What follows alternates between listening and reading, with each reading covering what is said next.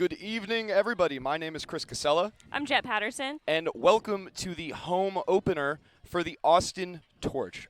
It is a balmy night here at St. Edward's University in Austin, Texas. Jet, I don't know about you, I am super excited for this game. Off a 2-year hiatus, just about, right? Yeah. The season is finally starting. We're picking it back up, and it's going great. Yeah, very exciting time. We're going to get started here in just a few seconds. The energy here is great. We're excited to get going. And, you know, it's one of these things where I'm new down to Austin. You're not an Austin native either. The atmosphere here is actually very great. It's cool to see the fans kind of piling in on the side here, coming in, pitching up their own little chairs and the blankets and the pillows and everything like that. Chairs, blankets, pillows. The community energy is great here. People are very excited for Torch coming back. So what do you think is going to be a key here for the Austin Torch? I have some great ideas, but I'd love to hear. Yeah, I think for the Torch, having this home field advantage today is going to be crucial to focus on the chemistry that they've been building. Lots of Texas Melee, Texas Showdown players who've been playing together for years. So I think if they work that flow, they'll be fine and come out on top tonight, hopefully. Yeah, I agree. The same thing. One of the things to pay attention to, too, is the differences in the size of the rosters. It looks like Austin Torch has a very large, deep roster, and Portland doesn't have as many players. But that's not to discount the Portland Rising team. They have a lot of talent here coming in from the clubs around Boston. Boston Wildcard, Boston Slow, Brute Squad, programs that have been nationally competitive for years. I'm excited to see how this is going to translate to the PUL scene down here. Absolutely, yeah. Seeing so many players from Boston, I'm sure they have a similar energy that Austin has had, people who've been playing together for a long time. However, though, traveling down all the way from northeast coast to Texas, I'm sure it's a lot warmer here than they've been used to so far. So we'll see if the weather is affecting the play today as well. Warmth, I mean, to say the least. It's, you know, we've got the humidity going. That's going to make things go a little bit differently. Maybe people are going to get a little bit tired more than they normally would at the nice air that they have up in Maine nowadays. But it's going to be a factor, but it's always a factor, right? In Ultimate, you have all these different things that you can control, and you have the things that you can't control. And I think the key for both of these teams is obviously going to be to focusing on the things that they can do, focusing on their systems, their defense, their matchups, and not really worrying about everything else that's going to be out of their control, right? So who are some players to watch for the Austin Torch? Definitely for Torch, some very exciting adds this year, but also a lot of players who were on the 2020 roster before the pandemic hit. A couple people that are not from Texas, Brianna Stedman, Meg Duffy are going to be big people to watch. We'll pause to do this moment of silence with the stadium.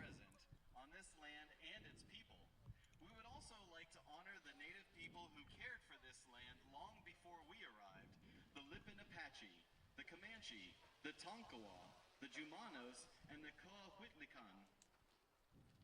Now for the moment of silence.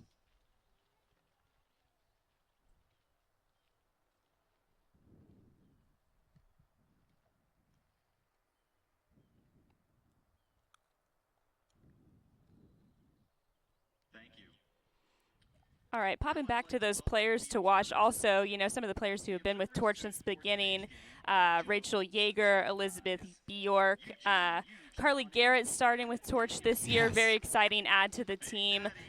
Jamie Estes as well. Hard to keep it narrow on players to watch with such a powerful roster tonight. Yeah, Lorraine Guerin as well. She is someone who I've had the pleasure of playing some local Ultimate with. Obviously, it's a little bit different, but Lorraine is someone who is definitely going to make an impact in their first season for the Austin Torch. On the other side, I mean, you have players who, as we were saying, playing on nationally competitive programs. You have Hannah Baraines from Boston Slow, Caitlin Fitzgerald from Boston Slow. From Brute Squad, you have Megan Wilson, Yu Gao Shao, Hannah Henkin, Sophie Knowles. I mean, these are all people who are high-impact players on their club team, right? And a team that I think has been to club nationals, which, you know, was a little bit of a problem for Texas teams this past year. Absolutely. So it'll be interesting to see how that club play, you know, kind of makes its way over here. As Definitely we will be see, interesting. I believe it's the coin toss happening in the middle of the field, or the little pre-captains meeting. You can see our drone there getting the getting some up-close footage. Absolutely, like. Got to get that coin toss. Got Meg Duffy and Drea Esparza out there for Torch, and it looks like number 7, Alex Odie. They are out there with, I think that is number 33, Yogu Shao, representing Rising for the coin toss. And of course, famed Austin photographer Matthew Brooks in the middle there. Such a Keeping us contributor to tuned the in community. Yeah, it's keeping us tuned in on the action. Yeah, most Austin events I've been to recently for Ultimate Frisbee, you'll see Matthew there with his squad. We had a women's non-binary day of play. He was out there. He was at Torch tryouts, women's college sectionals with his team. Super important, I think, for representation and women seeing women at the highest level. Very exciting to see those pictures of layouts, big catches, big throws, and he did such a fantastic job capturing that. Yes, I saw him this morning. I started working with Tusk, the youth ultimate programs around here, and I mean, he was out there, and you know, you do have to give a huge shout out to the youth scene in Austin that's definitely up and growing. It's the youth are just so impressive, and you could tell some of these players, like, they come through, you know, the Texas Tango programs, the YCC programs, and then they really grow into these players who are now competing at a professional level. Yeah. It's very impressive, and you really have to give your hats off. I mean, Caroline Stone, right, practice player for Austin Torch, just made the U20 team. Very exciting. Right? Huge win for Texas and women's ultimate as a whole to see one of our own representing on a world scale in Poland. Very exciting for her, so I hope you guys will all join us in watching and cheering her on and supporting her through her journey there. It looks like we have a little high five line going. Oh, and that's Caroline herself. That's Caroline running Stone? running down the high Running five down there. line. We planned this Yes, in advance with her. We talked about it in advance. We said, we're going to give you a shout out, and you're going to have to move out in front. All right, looks like they're. No, I thought we were getting the flip, but I got too excited. It's a nice build-up as fans are starting to trickle in here. College sectionals was this weekend for a lot of Texas teams, so there are some players who are going to be missing in attendance. You know, across the board, it's something that, you know, just happens. There's overlapping schedules. There's a fixed amount of weeks in the year that you can have these big tournaments. Yeah, how do you think especially in some of the April. losses for Austin are going to impact the way that they can, you know, perform tonight? Yeah, I will say that Austin's roster runs super deep, so I'm not particularly worried about missing anybody. I would say one big miss tonight is Mindy Raddick. She is such a superstar in the handle space, break throws, getting all the way around. Let me see. Who else is not here tonight? Not a college player, but Jenna Bigby not on the field tonight. Superstar. Played some in Dallas, some in Austin. Really quick. Fastest woman in Texas. Fastest woman in Texas. By anybody's standards. If anyone has Sandy something to say Wu, about I it. think, is probably also playing college sectionals this weekend with University of Houston, I want to say. Mm-hmm. All right. Looks like we're about to get underway here in Austin. Very exciting. Clearly, we're all bubbling with excitement as we're ready to get this underway here. Yeah, more and more fans coming to the stadium. So fun to see this community engaged and supporting the women's non-binary programs. We'll say this year there's been an explosion of energy and efforts in the professional, league, club, pickup scene. A lot of these Torch players putting in a lot of effort into their community to create opportunities for women and non-binary players in Austin, which is crucial. So splitting the sideline, getting some people on both sides of the field, getting ready to get this first point going.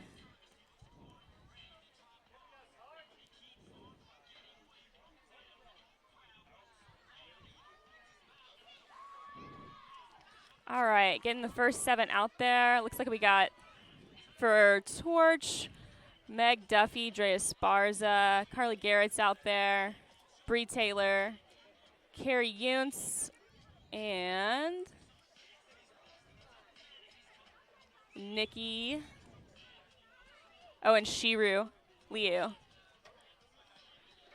First pull, we have Portland ready to receive the disc in what looks to be not a very windy evening. I guess you could kind of call it a downwind end zone. They're going to be working upwind a little bit, but nothing that shouldn't be too much of a factor, but we'll see as it goes. It does have a tendency to get a little bit windier here in Texas. Little breezy here tonight, nothing crazy, but as the sun continues to go down and temperatures drop, I wouldn't be surprised if there's a little bit more gusty winds. We have Meg Duffy with the pull here to get the 2022 Austin Torch season underway.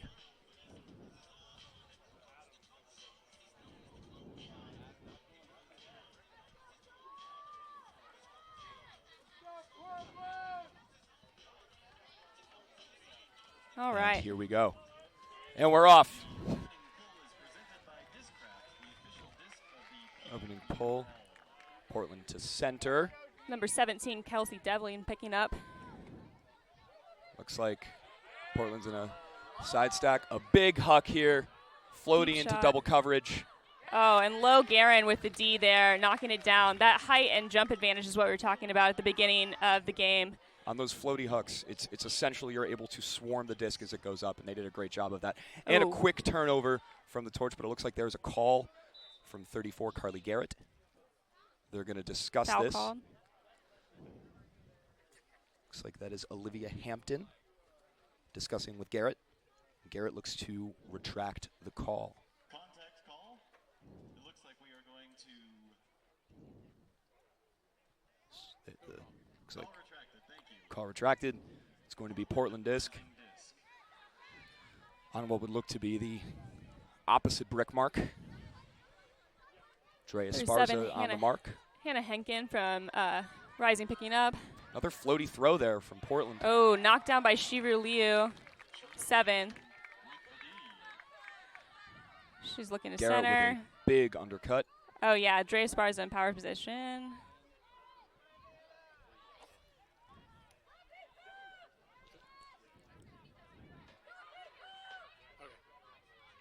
And again, she's looking at Carly, not quite open. They're going to move it off the line here. Mm-hmm.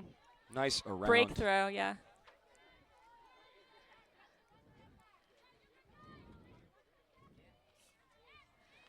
Really nice handler movement here from Torch. Yeah. Up Duffy to and Lou Garrett. moving it back and forth across the field, keeping the disc chilly, keeping it in Torch's hands.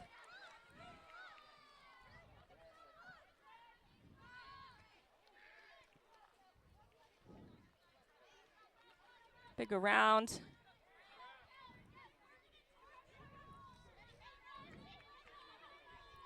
Being patient as we get through this second half of the field, super important to keep the disc in Torch's hands. It looks like they're doing great, being patient, swinging when they need to, looking to gain those yards. Nice separation there from Duffy on the up line. And that strike from Esparza again. Probably will see that all night. Oh, a little scuba there from Esparza to Garrett. Garrett with Oh, the big yeah. around to Taylor. Oh, yeah. It's an Austin Torch break, 1-0.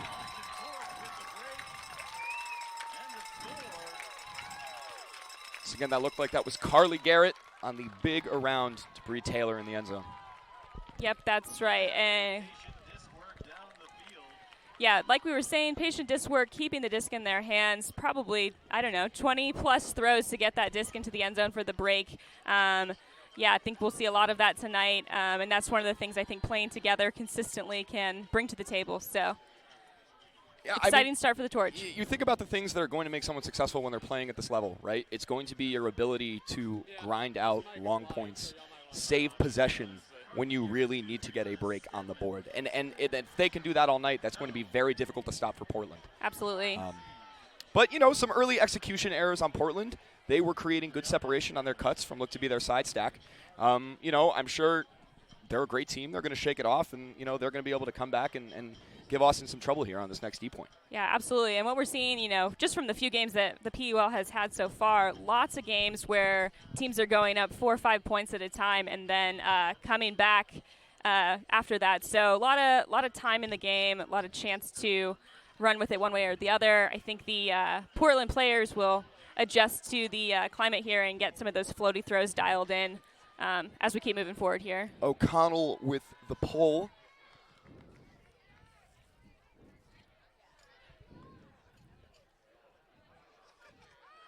It's number 55 Big huck here from Portland.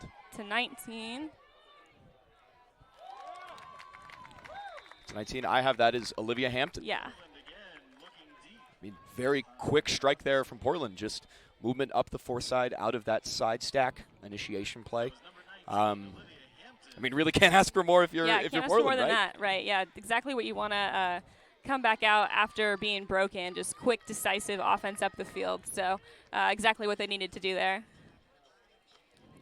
It will be interesting to see how Austin adapts throughout the game to that side stack. I know that a lot of teams, you know, when you see someone come out in the side, you say, okay, you know, who's going to take the overs, who's going to take in the lane, right? You play it a little bit more open, a little bit poachier. But that looked like they were just sticking to person coverage, which, you know, if you have the legs to run with people, Right. more power to you. But we'll see how Austin starts to adapt to that as the game goes on. Yeah, definitely. I think we'll see some defensive adjustments as the game goes on, and we see that side stack a little bit more.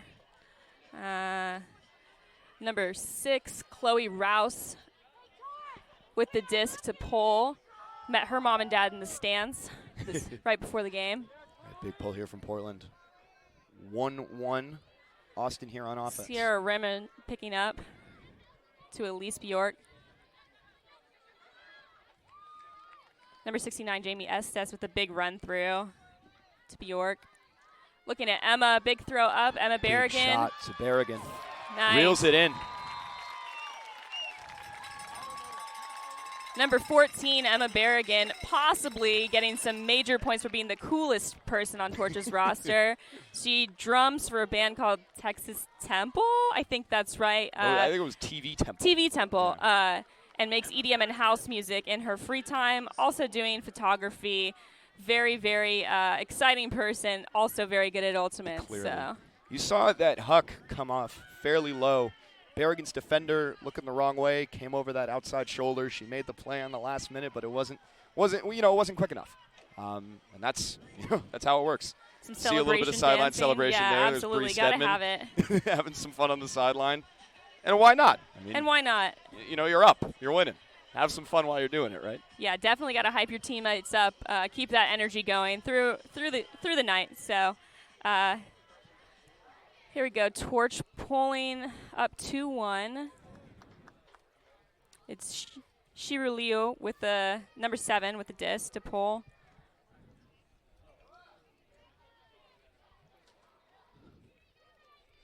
Little bit of a crosswind starting to come in here. Low pull. That'll roll a little Rolling. bit. Knocked down by number 17, Kelsey Devlin. Great mark here from Torch.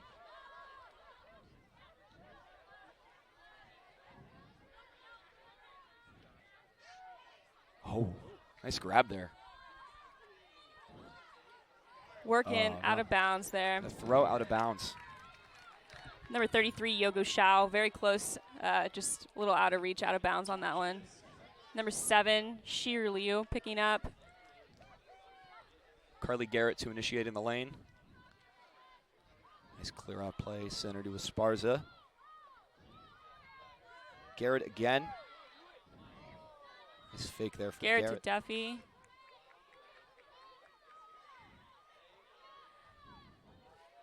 And here's where we want to see that patient offense. And from the first point, got to keep the disc in our hands. To carry Yount, 77. Stout. And that's in. Nice. It's another Austin break. 3-1 Torch.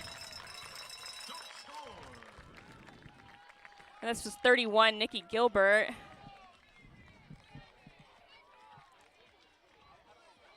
I mean, I think again, it's something that we hopefully we won't talk about too much throughout the game, but you know, it's another execution error by Portland.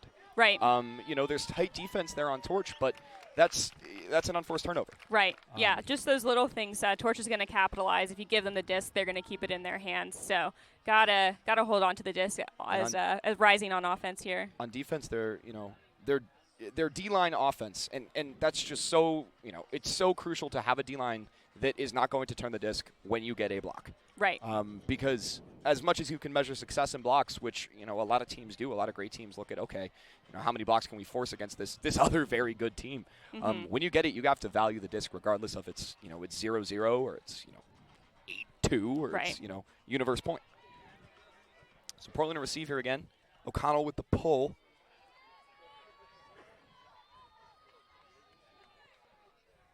Portland once again looking.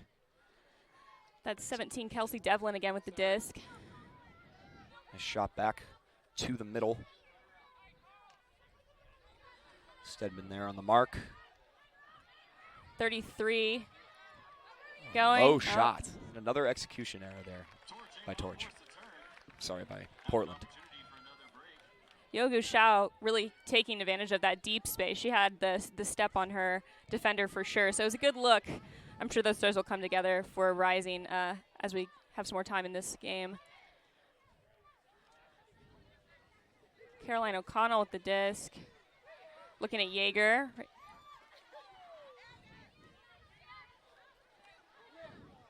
Brianna Stedman keeping in bounds. And they hit Caroline O'Connell, and that's skinny. O'Connell. Cece rips it Jensen downfield. running a little too deep on that. Looks like the disc will come in fairly far up. As they said, it didn't come back in bounds, so they'll take it up near midfield. Another big player for Torch, Abby Thorpe, number 10, just a defense monster. Oh, Looks like a turnover right where a it slip came in. there for just slipped out of their hand. Yep, looking for Abigail. Nope. Keeping the disc, patient offense, which is, again, we've been talking about that all game so far. Nice inside shot there. That's 27, Cece Jensen, a true hybrid, really comfortable in both spaces. Will beat you in the deep space, also very comfortable in the handle space.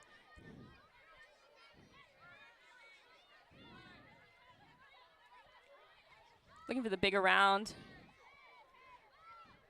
To O'Connell. Oh, Abby Thorpe with the slide. Was They that call her in?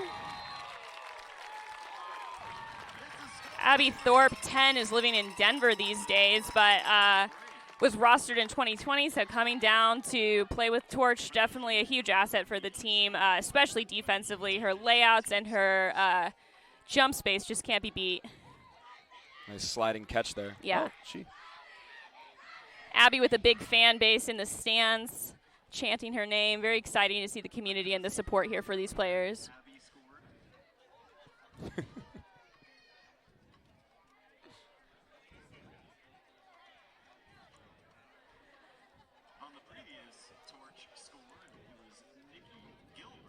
Torch stacking them up here, but, as what I was mentioning earlier, never a time to feel too comfortable in games with players of this skill level. Three-point lead is nothing that a team like Portland Rising can't come back from. So stay diligent, stay focused, keep the heads in the game as we move forward, even with a lead.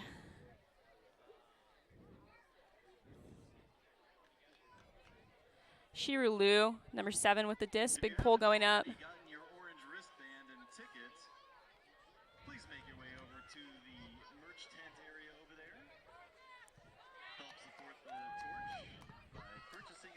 Oh.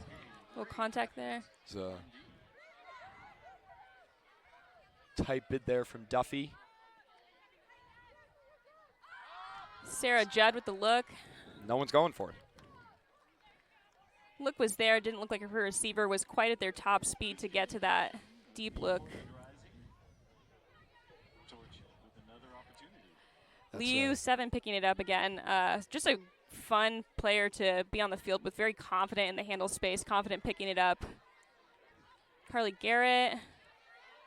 Oh, towing the line. She's in. It's Nikki Gilbert. Big around throw to Drea Esparza.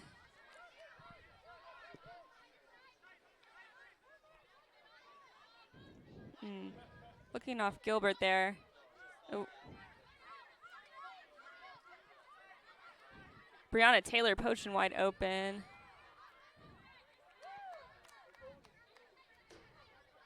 That's Lorraine Guerin with the disc to Carly Garrett.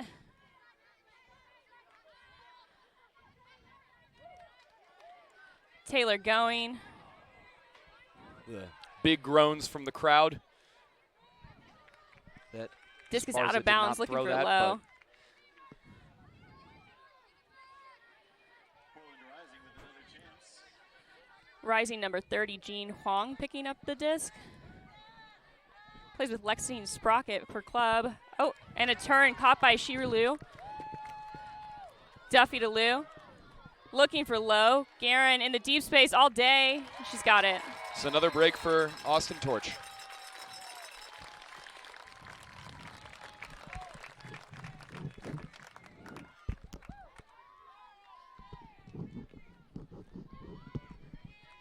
Torch again. So Guerin, go ahead.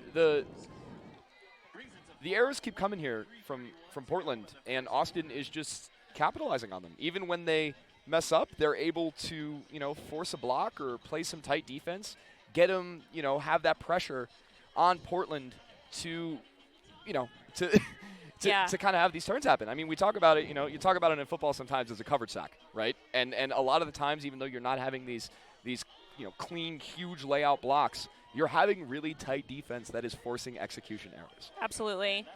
And I think what we're seeing, Rising just not capitalizing on Torch's errors the way Torch is capitalizing on Rising. So we're definitely seeing some turns from both teams. It's not turning into points on the board for Rising the way it has for Torch so far.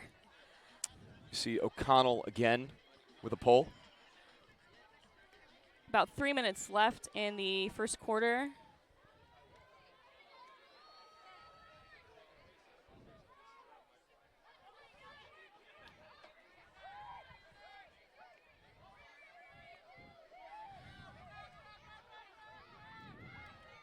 Tight look. Oh, just a little overthrown.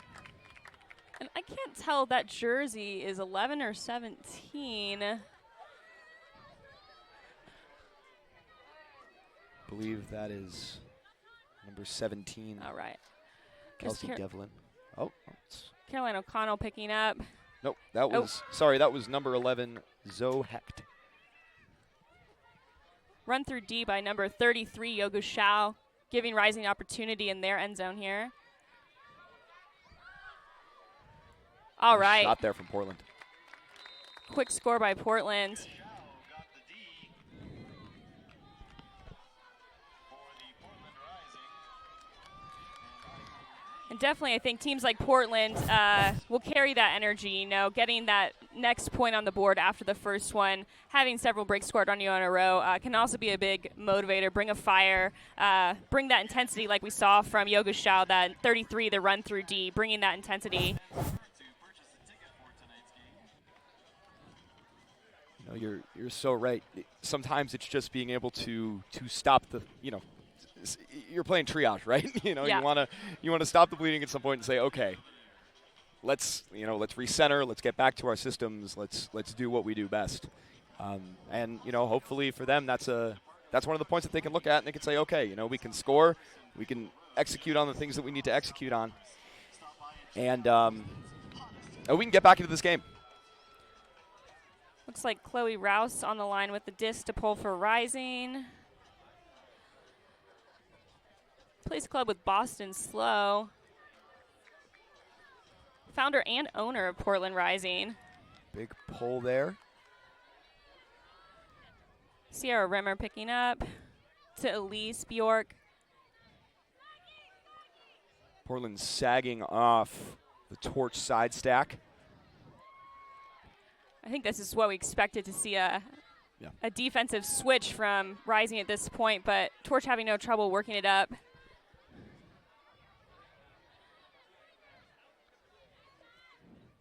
Jamie Estes. She's patient. She's not in a rush either. Looking to Sierra Rimmer.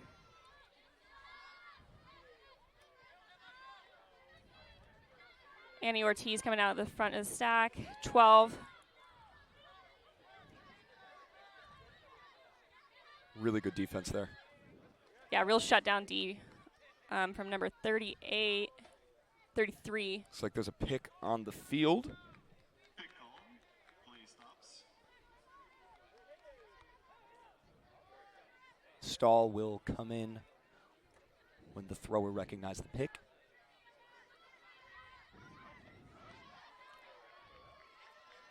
Estes with a big upline cut. A little bit of a roll there from Portland. Oh, Gabby Quina open, but at least not looking.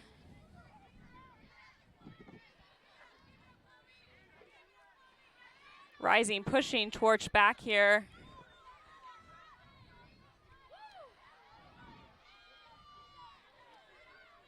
Need to make some space in this end zone. Just like that. Goal. Quina to Berrigan for the score.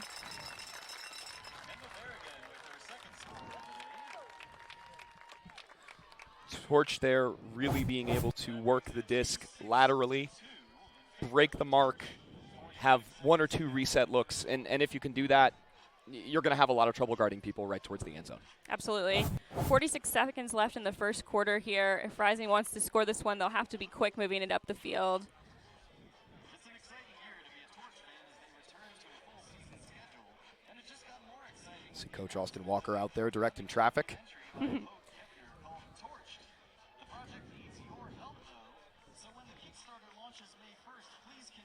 All right. No surprise, number 7, Liu with the disc to pull for Torch. You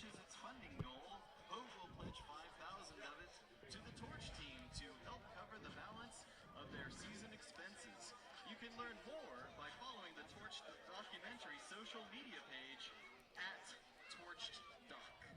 @torcheddoc. All right, big pull from Liu.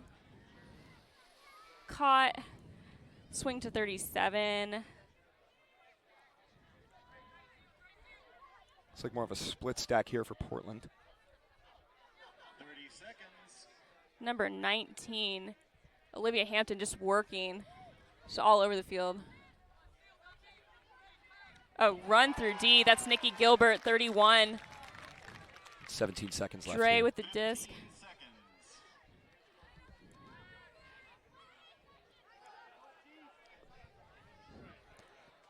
Carly Garrett looking for low. Oh, it's up, and she's got it. Lorraine Guerin with another score.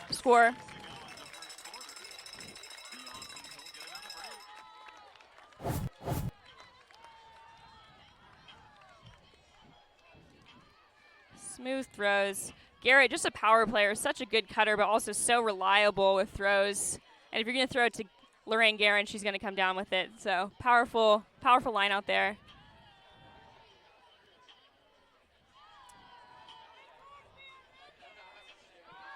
Yep. So 2.1 seconds left. Torch to pull.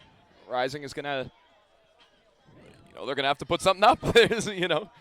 Catch and throw, that'll be it. One shot, really. You can see the crowd here that has trickled in throughout this first quarter. Full bleachers at St. Edward's University. Beautiful night. It is a little muggy, but the sun is not baking down, which we will sure get to with summer temps coming for us in Texas. So a nice night to be out and watching the Ultimate. All right, let's see what Portland has here. You practice this end of quarter stuff. Time is up.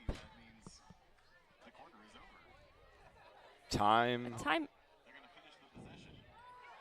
Okay, so they finished the possession. PUL Still getting rules. familiar with these You'll PUL finish the rules. possession here. So if Rising can hold on to the disc here, they'll have the chance to score, but they have to keep the disc. 33, looking to 19, Olivia. Oh, and they pull through. 2 seconds on the clock, and Rising gets a score in right before this quarter ends.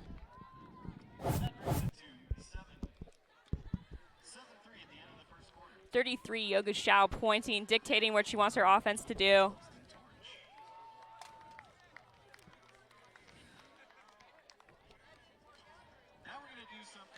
That was 19, Olivia Hampton to Caitlin Fitzgerald. Both Boston Slow players have that chemistry in their club season as well. So a great first quarter there from Torch. Not much more than you can ask for going up, 7-3. You have a 4-goal lead going into the second quarter. If Torch wants to continue this run, I would say, they keep up the defensive pressure, right? They Absolutely. keep putting pressure on Portland to force them to make decisions that they haven't been executing on. Absolutely. Yeah, Torch coach over there, probably not too many complaints in this pep talk. Probably talking about keeping up the same energy. But as we could see from Rising towards the end of that quarter, picking up their intensity as well, forcing some turns from Torch. So I think we'll see both teams kick up the intensity even more in this next quarter. And if I am the coach of Portland, which I am not, clearly, because we're up here, the thing that I always tell, my kids when I'm coaching them is just, hey, look, they went on a 4 or 5 goal run. Why can't we do that? Absolutely. Right? Anyone is going to be able to come out here and put a run together. And I think, right, especially at this level, that's something that is very likely. This game is far from over. 3 more quarters left. Very excited to see how it develops. Definitely. And, speaking of coaching, lots of coaches pouring back into their community. Bree Stedman coaching YCC's Team Tango. Carly Garrett coaching LASA's high school team. Just from top to bottom, seeing this program perform at the highest level, but also pouring into the youth, which is what's going to make Texas a much stronger area that we'll see more and more talent coming out of as we get kids playing at middle school levels, which is something that the Pacific Northwest and East Coast has definitely had in the past, that Texas is still building towards those middle school, high school programs. And I mean, we'd be remiss to not talk about the Texas college teams, right? I mean, you have men's and women's teams from the University of Texas, nationally competitive every year. Both of them, went out in quarters and in a very tough nationals pool last year with obviously the COVID rules. Lots of players eligible to come back and play for all these teams. And Texas is attracting, by the nature of the school, graduate talent. Absolutely. Bree Stedman was a graduate student at UT, got some time in with Melee. Right, absolutely, yeah. People are taking these 5th, 6th years as they become eligible, as these extension rules have been put in. And because of that, you're getting a wave of talent for nationally competitive programs that you wouldn't see otherwise. Definitely, you're absolutely right. And the value in playing at that high of a level can really not be overstated. And that's something we're going to keep coming back to, right? These high-level club players, these high-level college players, being able to come out here and show their stuff. Absolutely. Is going to be very, very exciting. Especially, and it's only the first game of the season. Yeah, definitely the energy is hot. People are excited. Well, cheers from Lily White on the sideline to the crowd. Good energy. Everyone's excited. It's a beautiful night to be out here. Rising to PUL.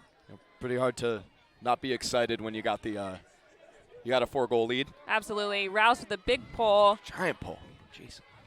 Looks like Ortiz catching and looking for Bjork, number 2. Ortiz poached, taking the easy. Ortiz is a thrower by nature, so she'll absolutely boost it. Oh, looking for Emma again. Emma Berrigan in the deep space. I think that's the 3rd goal for Emma tonight. Very reliable player. What is it? 3 things certain in life: death, taxes, Emma Berrigan getting open in the deep space, scoring a goal. Absolutely. Emma, one of those Texas Melee players we're talking about, talked a little bit in her player bio about how she came to Texas Melee at a club sports fair at UT and saw a big poster of Dominica Sutherland, who I think is playing Columbus Pride this year, another curly redhead superstar, was drawn in by the poster. Played with them, has really excelled and grown as a player, obviously to the point where she's playing professionally. Very exciting. Hate to lose players like Sutherland moving away, but exciting to see the program continue to build and grow. Got some dreams and nightmares by Meek Mill playing in the background here. Shout out to Philadelphia.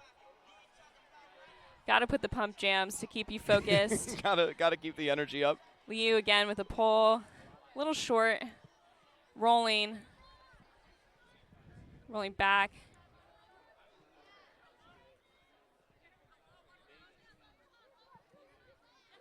So again, another side stack initiation here from Portland. Lefty backhand on an inside. Bit of a flat force here from Austin. 33. Oh, A layout D from Low Garin. Garen, clean contact. Torch disc. Big around there from Meg Duffy to Drea Esparza. Bree Taylor, 18, looking. Oh. Handlers just working the disc, swinging back and forth. They're comfortable. Really nice clearing here from Torch. Able to set up their teammates' cuts very well.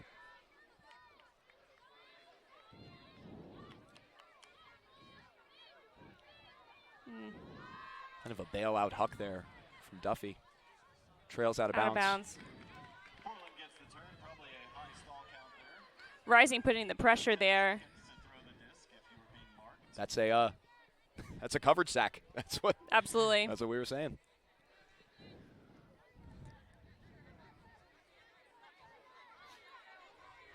Rising with the disc on the sideline. Tight throws up to 19. Olivia Hampton again, not caught. Rain Guerin once again applying the defensive pressure.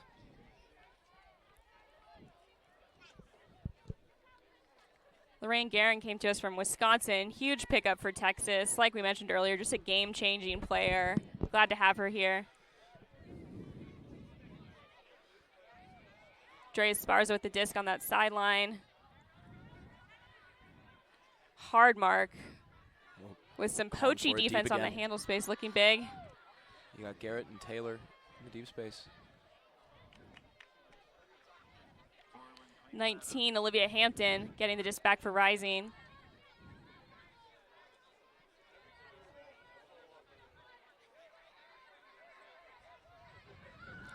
Big Another huck here deep again. look. Oh, big there. That was 15, Caitlin Fitzgerald. Another Boston Slow product. Both teams kind of stuck on that sideline, looking deep on high stalls this point. And this has been rare for Torch. You know, they have done a very good job of being able to swing the disc, working it laterally. Some defensive adjustments from Portland. Great inside find. Drea Esparza, 5, calling a timeout. I believe we call that a veteran call in ultimate. Yeah, veteran move. After the first couple of turns, you know, why not take a second, reset yourself? A long point, lots of running back and forth. Let your players take a breath. They're in a good spot, middle of the field with Esparza with the disc. She can really put the disc anywhere on the field, so they're in a good spot coming back after this timeout.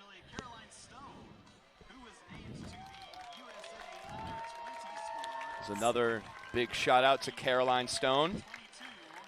The crowd recognizing, getting a shout out for her Worlds team. Big applause from the crowd, big support from her hometown. Now. There she is, big smiles, very exciting. The socks and Birkenstocks, a classic. She's rocking it. I mean, we could talk ultimate aesthetic for hours, but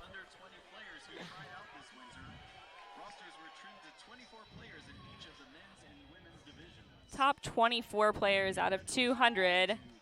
Very exciting. She's been working very hard.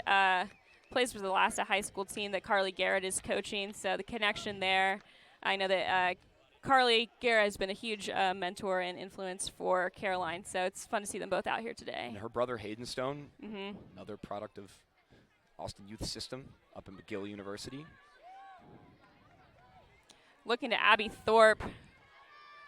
Huge ups. Oh, little tip to herself there. Still coming down with it. Big throw, looking for, yeah, connected with 15, Elise. Clearly the intended target there. Brianna Stedman with a huge layout. Brianna, excuse me. Centers to Rimmer. All the way across swing to Caroline O'Connell. Keeping the disc, looking to Stedman again. She's got it. They're looking up line.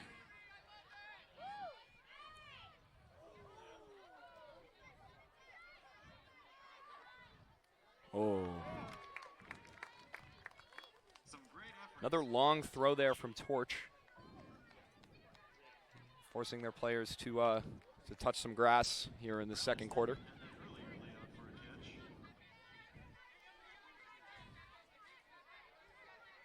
Stuck on that sideline again. Huge mark from Sierra Rimmer. Great inside throw. Rouse again with the disc to Olivia Hampton. Some blown coverage deep there. Portland had a player wide No one open. on the thrower. Oh. Great bid for Portland as well. Turn. Injury on the layout. Looks Number like, 32, Megan Wilson. No mark. looks like that is Sarah Judd taking the injury there. Portland will get to sub a player. I believe Austin can also sub one player if they choose. Very similar to USAU rules here. On an injury call, you sub off one player. Other team gets the opportunity to sub one. Center now to Stedman.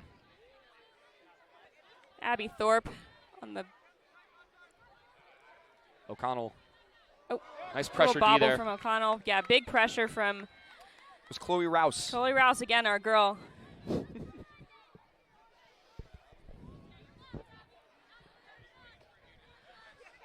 Like we mentioned earlier, Rouse, founder and owner of Portland Rising, but been playing Ultimate competitively since high school.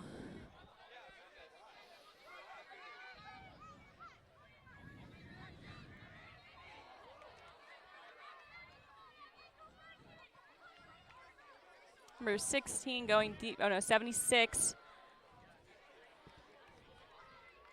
It's Emma Palacio. Not quite there. Stedman picking up. This is a long point. The PA announcer saying that this is a long point. And he's not wrong. He is, show me the lie, I would say. Another turn there. A little miscommunication on that throw. Looked like she was looking for Jensen. Torch. Stedman on the mark. Portland now using And Number- Portland with a timeout. All right. By my count, that's 2 timeouts at this point. Is that? Yes. Number 60, Caitlin Go calling that timeout. Another Sprocket player. Played at Stanford in college. Looks like she's involved with starting Sprocket leadership team there. Lexington Sprocket, one of the budding teams out of the New England region. The UMass, Amherst, Harvard, all those teams have really just been able to put together great club programs. One of those factors, I would say, coming into the women's division of professional, a lot of these players play mixed for clubs, so that transition from playing mixed to playing women's is certainly a transition. So going into the club season starting, definitely wondering how that's affecting players, their throws, their decision-making out here.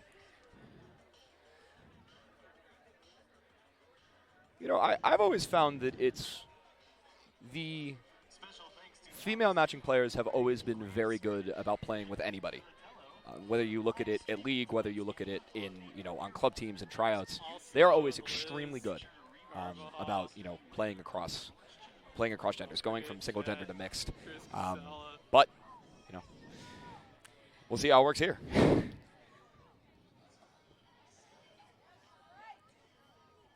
All right. Rising picking up. To be more in a vert stack here. Acres of space there for Portland. 37, Hannah Hankin with the disc. Big layout from 17, Kelsey Devlin. They're not in any rush, trying to keep the disc in their hands. These lefty inside backhands throw. again. High inside breaks. I count 3 in a row. There's 4. Let's get one more for the goal.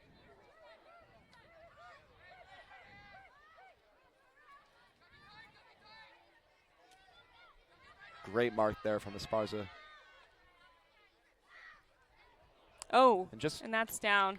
Turn. Shiru Liu almost picked up walking away, letting her team get set up.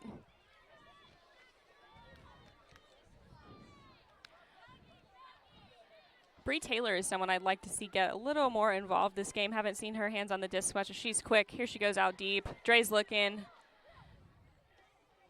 Hitting Nikki Gilbert. Oh, Big layout D from 55, Sophie Knowles.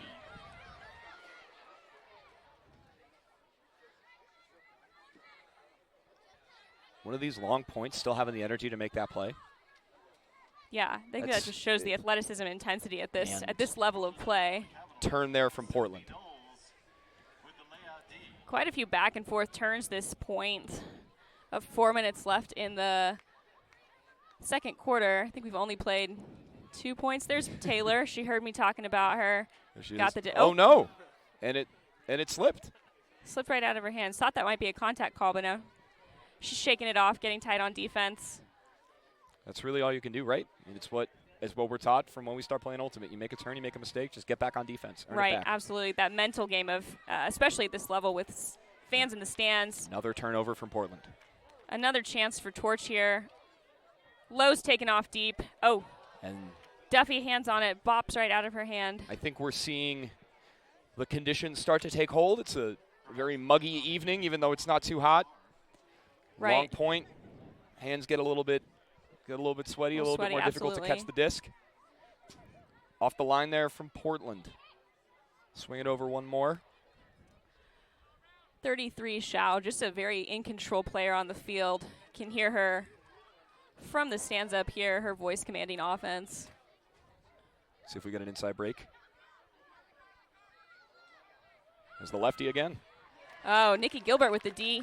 That one into Is it coverage, but called? it looks like there is a call. Contact called. Contact on the mark, I believe. It's Hannah Henkin. Contest, I believe. Let's see. See it on the replay here.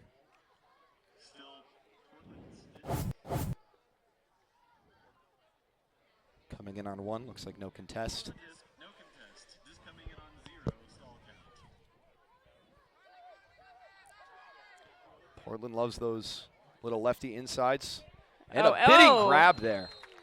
Huge grab from 15, Caitlin Fitzgerald. Most of the second quarter. Portland rising at the score.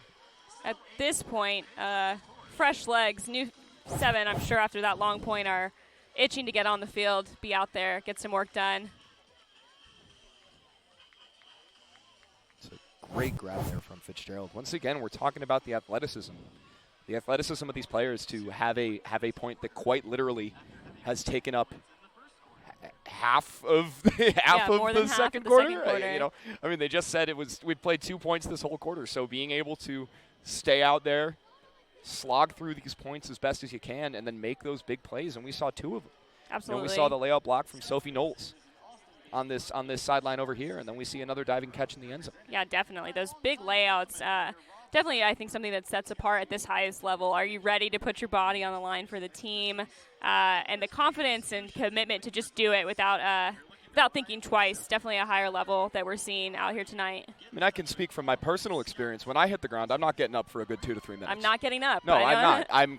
not. I'm taking a sub. Immediate injury. And I'm not hurt, right? I mean, it's My pride probably hurt. Probably exactly, didn't catch the because disc I if missed it, right? But All right. that being Number said, there's 6, nothing Rouse again with the pole. nothing that's better than a nice layout block. No kidding. This disc High is pull. sailing into the Whole lot of hang time. stands Way out. almost. Oh, the fence! Oh dear. Just the bit outside. We're gonna see a barbecue backhand. There it is. Approaching, just an FYI, there is a food truck over by the entrance. They will be leaving right after halftime. So if you do want food, make sure you stop by over there. Pretty brutal. Serious announcement at the stadium. The food truck is leaving at halftime. People need to hustle over there to get some dinner. At least we call Before that a half. self-fulfilling prophecy when they tell everybody to go over all at once. But who's going to complain there? Elise Bjork with the disc. Still Torch. Another long-standing player. Been playing for a long time with Torch at the highest level. Also a constant in the Goldie community. Very good. Huge bid there. Sarah Levins with the big inside to Ortiz. Just outside. Looking Diving at Hannah Barnes there. Gabby Quina. Trying to get it off that sideline. Strong mark. Looking to Annie Ortiz. Oh, no, sorry. Sarah Levins. A little bit of a miscommunication on that shot. Tough outside shoulder throw there. Definitely, I think that this is a little bit of the opposite of what we were seeing at the beginning of the game. Looking a little frantic, a little hurried. Torch needs to settle back into the patience in their end zone.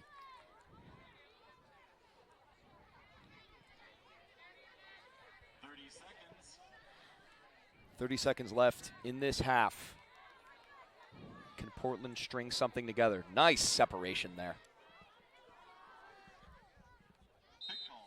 Number 7, Alex Odie.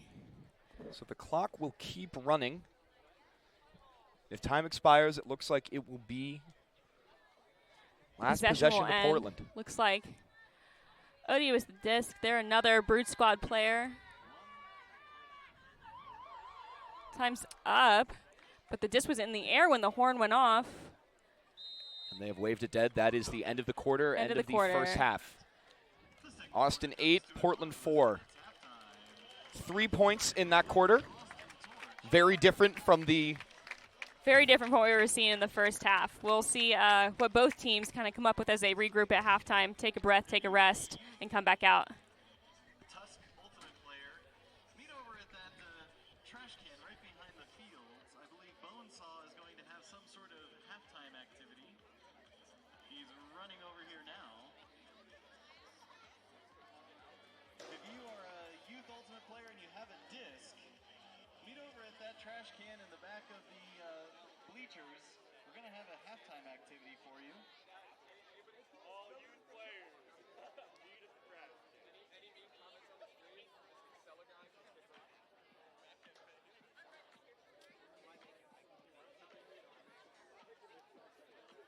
All right, Tusk Spring Leaguers, if you got a disc on your way in, first of all, thanks for coming. Second of all, we're going to have a little contest here to see if somebody can sink a Frisbee to midfield here into this semi-full trash can. So if you're a Tusk Spring Leaguer, got a disc, meet up there by that orange inflatable, I'm not sure what it is, by the left of the bleachers over there. And here's how it's going to work. You get one throw. If you can sink it in, the first person to sink it gets $100.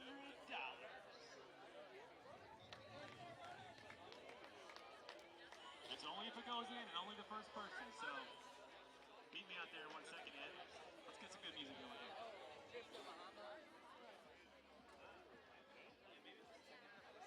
And we have just under 9 minutes to go for halftime. If you're not one of those youth Ultimate players, again, merch tents, food over by the front.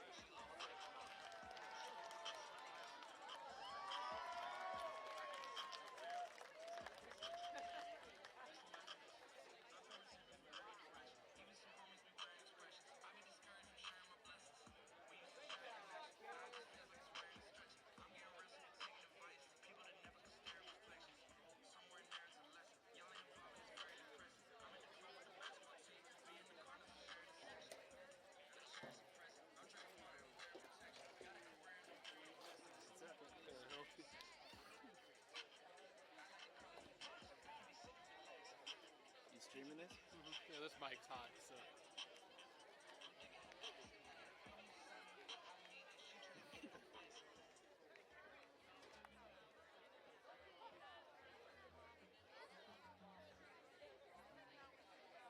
Good afternoon, ladies and gentlemen. There's a Wildcat coming with a commentary in the second half. I'll be amazed if any of this survives the DMCA strike of all this music. That's the real. That's a good call. That's gonna be the real battle, man. That's a good call. YouTube right now is like, we're gonna kill this stream. That's a very good call. When you're doing the Lord's work over here. Yeah.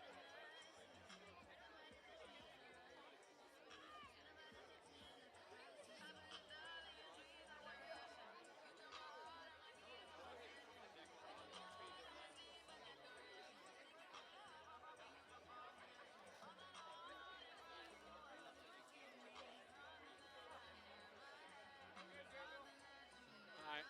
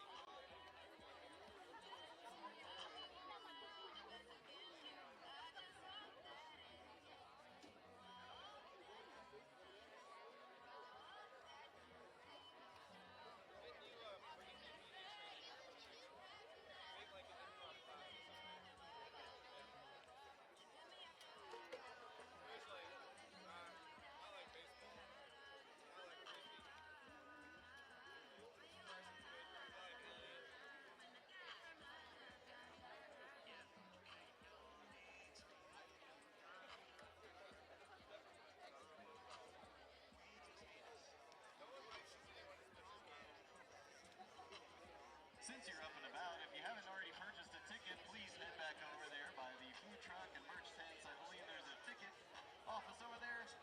Support the Austin Torch, buy a ticket. You also have your opportunity to support Austin Ultimate. You can sign up for Spring League.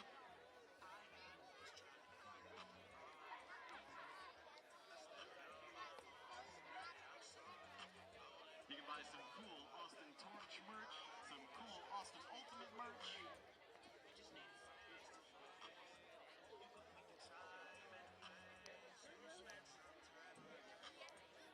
Oh, and I just learned you can also buy some Portland Rising merchandise out there too.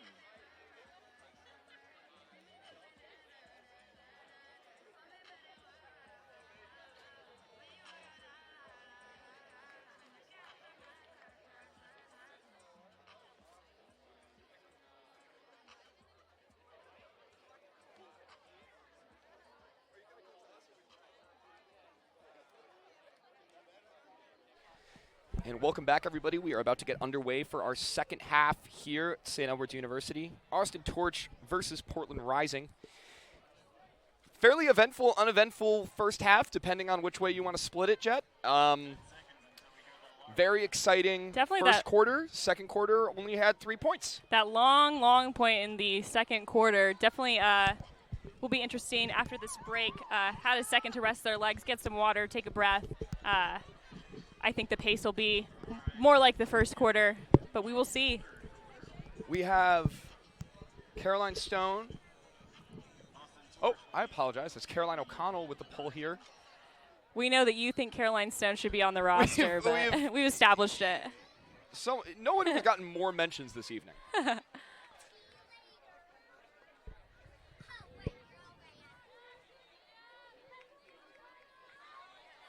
All right, looking big. Deep shot here. Little That's trailing out of bounds.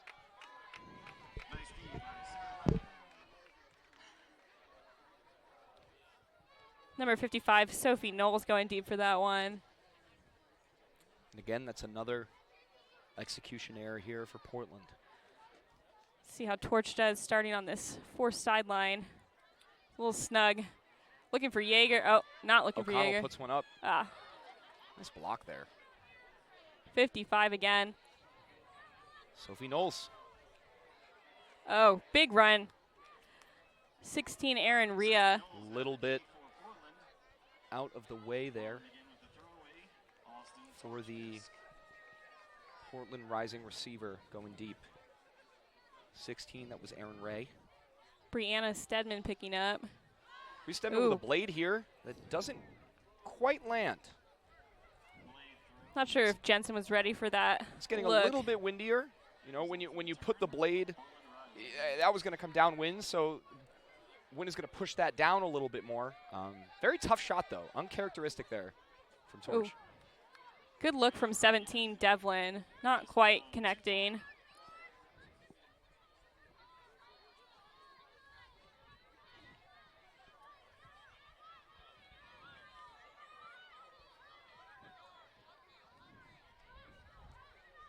O'Connell with the disc. We want to get it off that sideline. Someone should be going off deep. Huge yards on and under. There's a nice poach in the lane there from Portland. Looking Around to dump Stedman. A little bit of an overthrow to O'Connell from Stedman. Stedman looking very frustrated.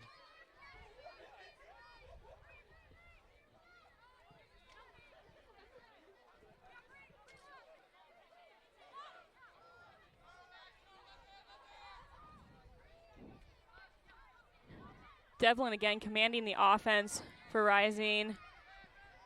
So another lefty. Oh, and she's in. That is a hold for Portland. 5-3 Austin.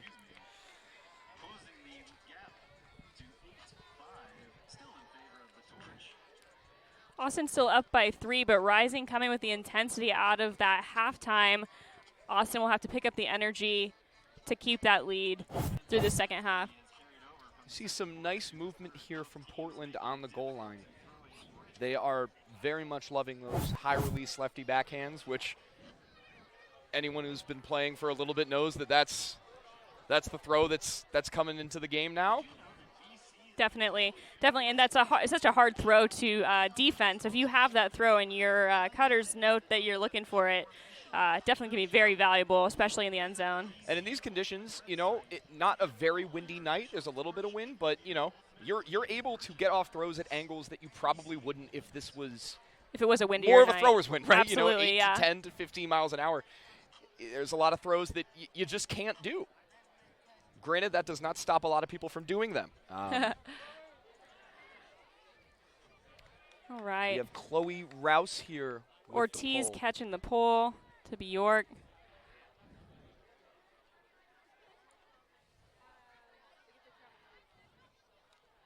Gabby Quino with the disc. Nice strike cut there from Torch. Oh. Oh, and a Foul called? Foul call here.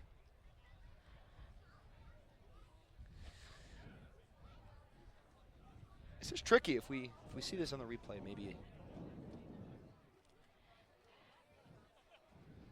Caitlin Go and Lise Bjork talking it out.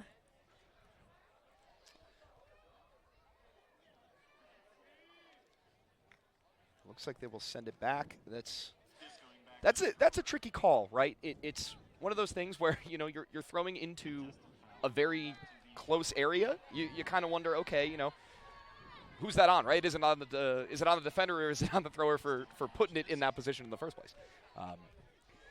Yeah, you're absolutely right. Annie Ortiz with the disc, looking for Jamie Estes. Yeah. Here's where we need that patience that they had in the first quarter, keeping the disc. Bjork looking for Ortiz. See a nice little pop-up throw. Ortiz toes that line, keeps it in bounds to Sierra Rimmer.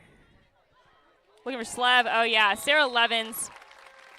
Also a very experienced player, many years with Showdown. Been around the block with Ultimate. Sarah Levins in her player bio has had 3 surgeries on her shoulder, so it's going to impact the way that she plays. Won't be laying out this season, saw her lay out in warm-up today. So we'll see how true that is moving forward this season. But that's just how it is in Ultimate, right? I mean, it's oh, I'm not going to do this. Oh, I got hurt. I'm done. And then, oh, by the way, you know, Too we're funny. back. Too We're funny. back. Obviously, if you had three shoulder surgeries over laying out, the love is there. The commitment is hard to stop yourself. Obviously, I talk about it all the time. The conversations with my parents have stopped being, hey, don't freak out. It's been, okay, don't get mad.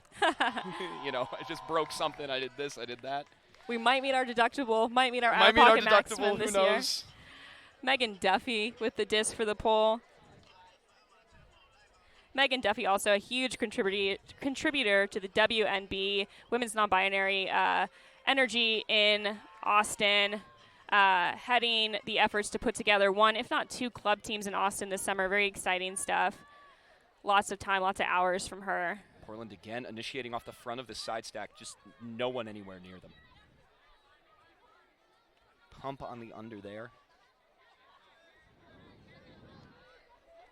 The inside look narrow, but they trust each other. On that sideline. Another high release lefty backhand there. And It's you know, another real score easy for work there Rising. for maybe too There- easy work there because wasn't a legal cut.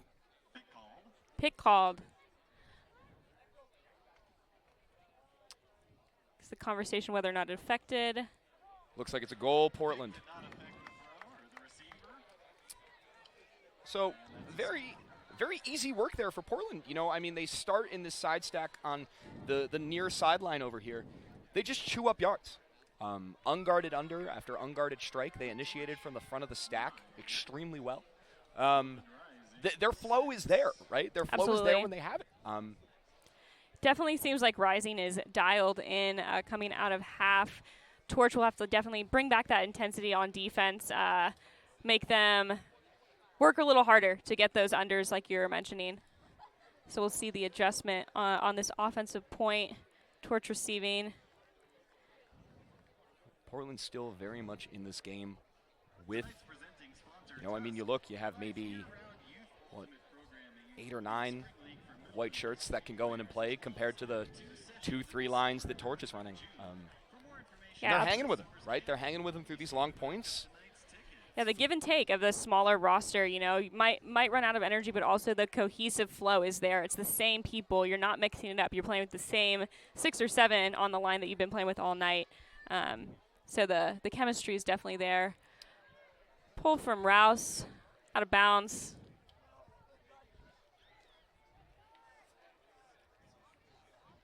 Looks like Number they 2, take Bjork this- picking up, moving it to the center of the field. On a pull, the offensive team can center the disc, and that's what they're doing I now. always like it when they explain the rules at the game. Helpful for sure. Our announcer's just saying if the pole lands out of bounds, the handler can pick it up and move it to the center of the field to start the point. Appreciate that for the parents and grandparents who are just here because they want to see their kids have fun. Oh, yeah, continuing that strike cut, Bjork looking for Slev, Sarah Levins, Bjork to Sarah Levins, playing together for years and years. You can see that trust, that chemistry between those two. They know what they're doing. They know what they're looking for. And that's, once again, just nice open side movement from Torch. We saw it the other side with Portland, and we see it again with Austin here. Just being able to get, you know, being able to take what the other team is giving you. It's so important, and, you know, that's a class act right there. Absolutely. And definitely what Torch needed to do in response to the 2 that Rising put on the board. Torch just needs to take those easies, work it up the field, do what they know how to do, and keep the lead that they have. So 6-10 Torch. Just about 6 minutes left in the third quarter. Moving at a much faster pace than that second quarter. Absolutely.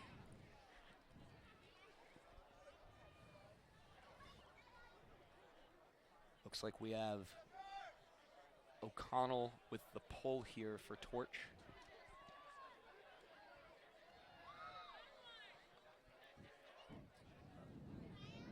O'Connell, former captain of the Texas women's team, Texas Melee. losing O'Connell, moving to Arizona, I believe, for work, but playing this season with Torch on her way out. Definitely a loss to Texas Ultimate. Will be interesting to see next year who she ends up playing with. Coach of Texas Tango, too, I believe. The YCC team. Yes.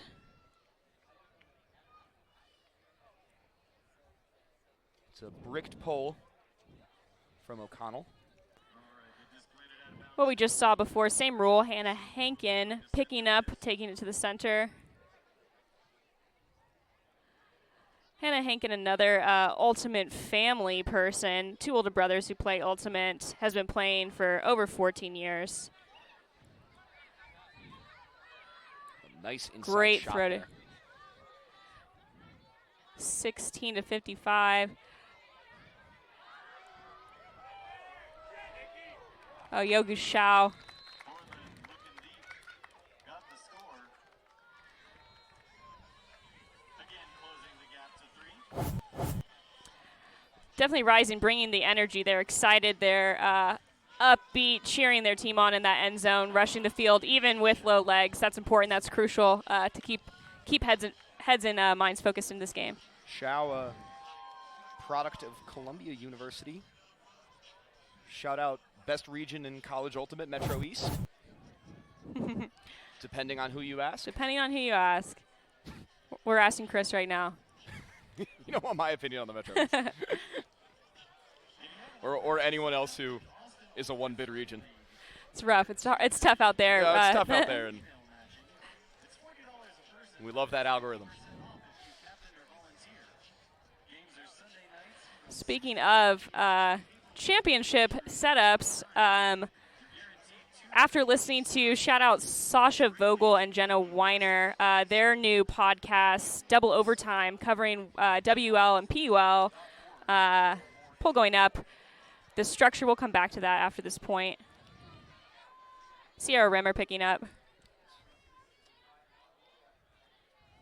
So Hecht. Jamie Estes taking off. Ortiz looking.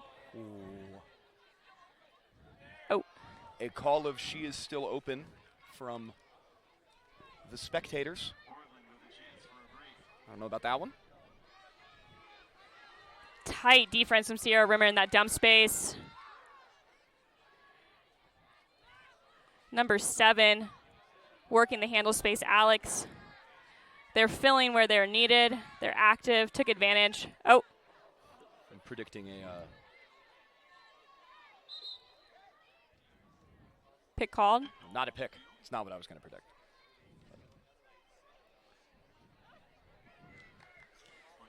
Looks like Portland is in a little bit of a side stack here. On that sideline.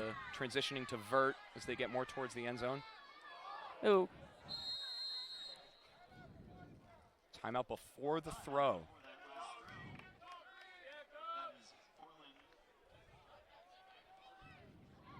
A little bit of confusion there as to who can call the timeout. Believe that was the coach of Portland who called that timeout. They're able to sub off players if they so desire. So that's right, I forgot about that rule. Call. Definitely. And definitely a change from USIU rules from that timeout. Being able to pull and sub in who you want can really set you up, depending where you are in the field, what role players you're looking for. During this timeout, we'll talk more about what we heard from Sasha and Jenna in their Double Overtime podcast in the PUL, talking about how the Final Four will probably look like the first place from the Midwest, first place from South, first place from East, and the best second place, if I'm not mistaken. If you haven't listened to that podcast yet, check it out. Really good stuff, especially if you don't have the time to watch every single WL, PUL game. Really good summary and talk about the season moving forward. Good analysis from both of them. Yeah, I mean, I had the pleasure of working with a bunch of the folks at Ulti World over the summer covering pro championships out in Colorado. The work that they do is incredible, and I'm very happy to see them branching into the PUL, WL podcast. Absolutely.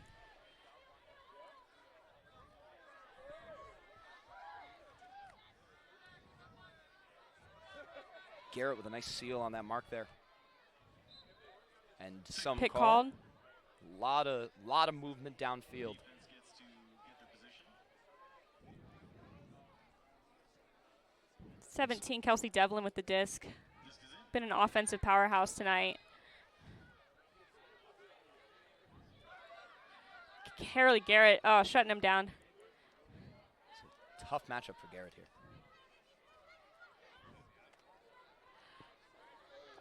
Great throw, put out to space for 15 to run onto Caitlin Fitzgerald. Closing the score to 10. Showing off a tat in the end zone. Another member of the Boston Slow team out of Massachusetts. Scores 7-10, Torch. He really does seem to have picked up in the second half. In the second half, Rising definitely bringing the heat, bringing the fast movement, putting their players out to space and hitting that connection, that speed up in the deep space, deep looks. So we'll see what Torch adjustments come through here. Purchase your ticket. Please head over to the area over by the merch tent. Are announced in our stadium, making sure the crowd are paying for tickets in your games in your hometown. Make sure you're buying your tickets and financially supporting this league, creating more opportunities for women in your hometown to play Ultimate.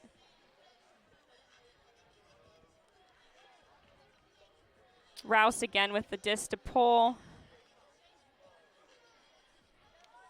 Big Great here pull. from Rouse. And let's see what Torch Rimmer does backing here. off. Center to Bjork.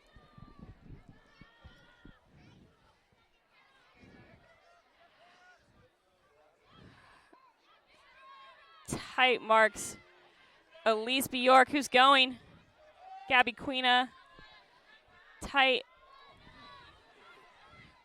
Swinging all the way across to Estes. Estes. Looking for Slev. Nice one. Ooh, can't tell if that's going to stay in. Big D. It's block. I can't tell who that is for Rising. And conservation Oh, greatness. right back, Emma Berrigan. Pushing the pace, looking for Jamie Estes. She's, Oh, nice block there. huge D from Rouse. Jamie Estes has the wheels. Probably that throw needed to be a little bit more in front of her. I think she definitely got a piece of that. Yeah, huge piece. I would say possibly all of it. Possibly all of it. Nice block there. Really good defense in this half from Portland. Ooh, Gabby. Quina close on that D. Travel Looks like there's a called here on the throw.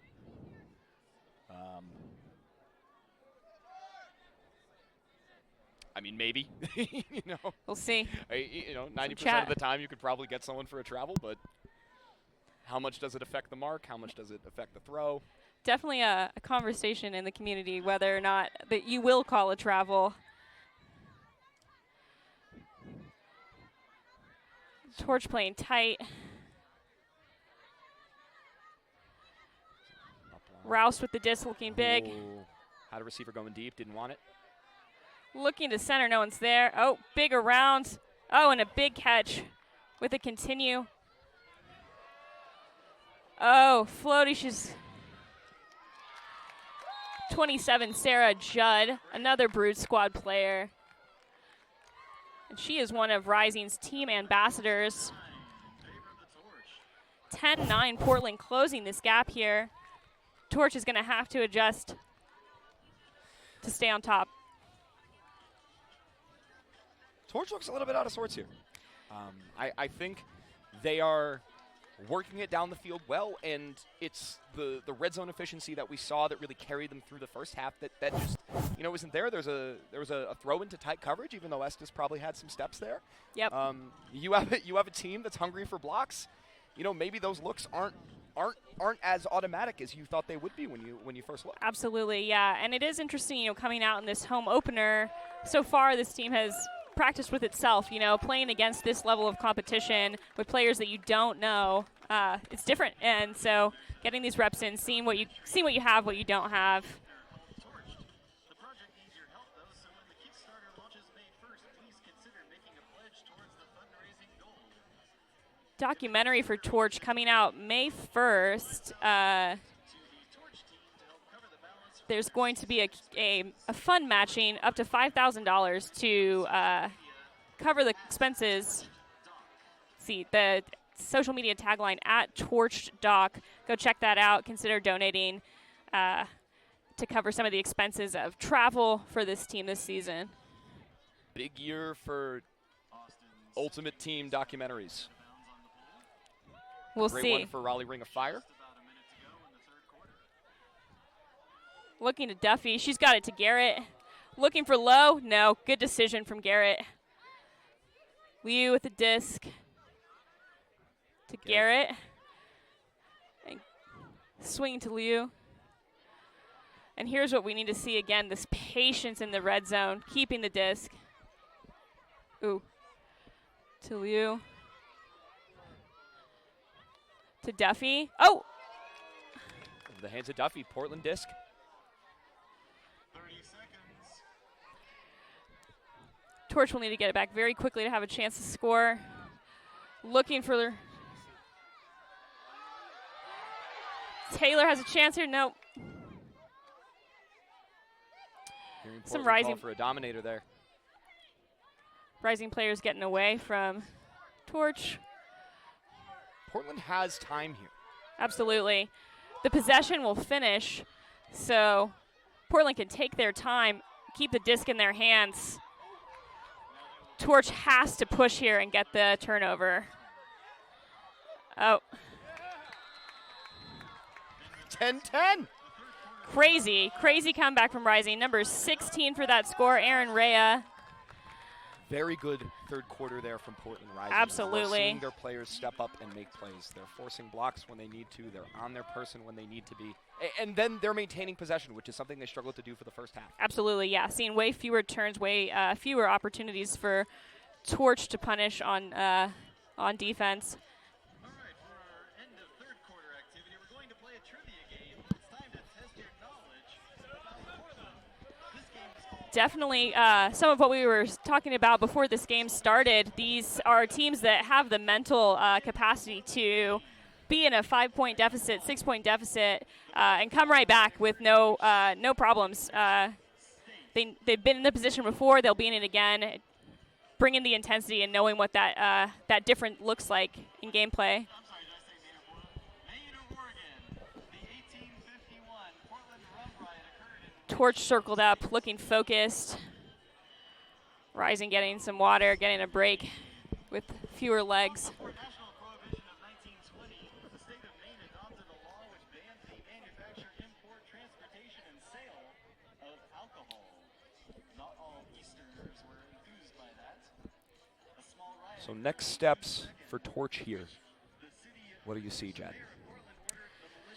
I think that for a coaching staff, what they're going to be looking to is putting their strongest defensive players on the team. Some of what we were seeing is just allowing Rising to walk it up the field. So I think that Torch coaches are going to be expecting a greater level of intensity, turning those easy shots into more competitive chances to get the disc back. Yeah, we'll see what happens in the fourth quarter, right? We got about a minute, 15 seconds left before the pull for the fourth quarter. Looks like Torch has a line called. They're coming out. They're hungry. They're ready to go. I mean, 10-10. This is, this is the stuff that we came here to see. Absolutely, this it's is what's not exciting. As great as it is to see the home team win, and I'm sure we do have our biases. You want to see a good game. Absolutely. Especially Rising with this smaller roster, traveling so far to dig deep and push and create that different level of intensity. Definitely a strength and a more power to them as they're moving through their PUL season. Short season, not a ton of opportunities for games, so every game that you have, really got to put your best out there. If you play a team, probably won't see them again unless you're in the championship against them. I believe Portland was one of the teams that the Torch played last year in the mini tournament. Yep. Up in the East. Yeah, the winter cup. The winter, yeah, the round robin that was up there.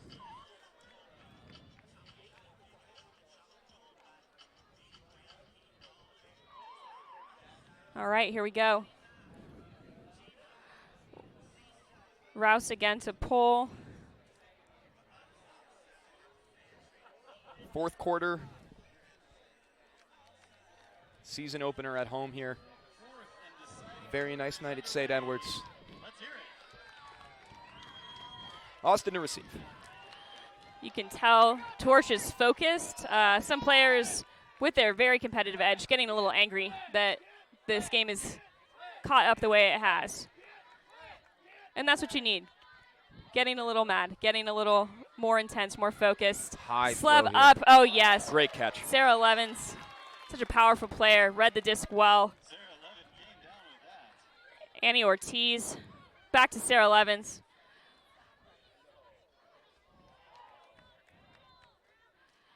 A lot of players behind, catching up, moving forward here. To Elise. To Jamie. Oh, it's tight. Oh, Estes has got it. And that was the connection they were looking for earlier with that big layout D. Just outside the bidding Emma Palacio. Jamie Estes, another huge contributor in the Austin scene, coaching Texas Melee this year, also captaining mixed team Waterloo with Sydney Overman, another Torch player. Bergen almost taking out Estes there in the celebration. Absolutely, and that's the energy we need to see them with to bring back into this last quarter, to bring that, this is it, your last 11 minutes. What do you have? How can you be there for your team a little bit more? O'Connell once again gearing up for the pull.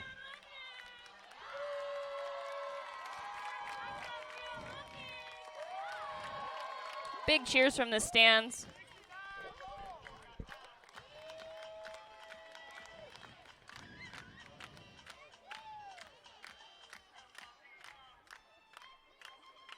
Huge pull from O'Connell. Floating. Lands in. 17 picking up. Stedman a little off her person, sagging in the lane. That's what you do off that side stack there. Nice up the line throw. Oh, big layout from Thorpe. She bounces right back up.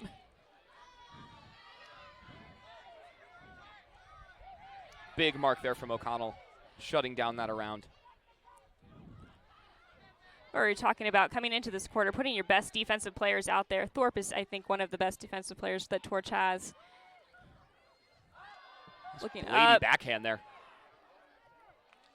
Towing the back She's line, that's in. a goal. 11-11, tied up again. Very exciting game with 10 minutes to go. That was Olivia Hampton for the goal. Great layout effort by Abby Thorpe on that play for the Torch. Definitely an Abby fan club in the stands cheering her name. Always exciting to have your friends and family here for these big moments.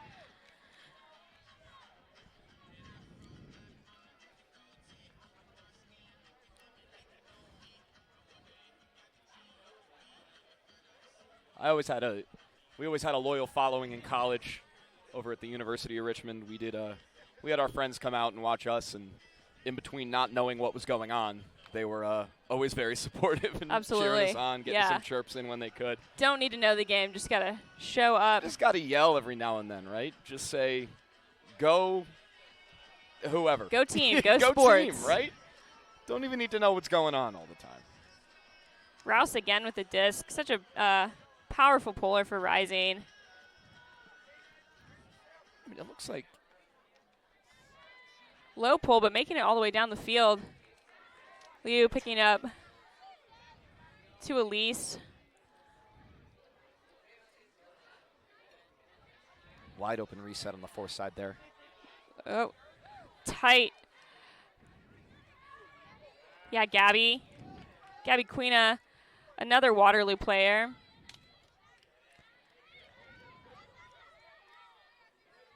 Pick downfield. Believe continuation rules. Right, doesn't will look like keep it the disc affected. where it is. I believe pick called on the play. Disc is in.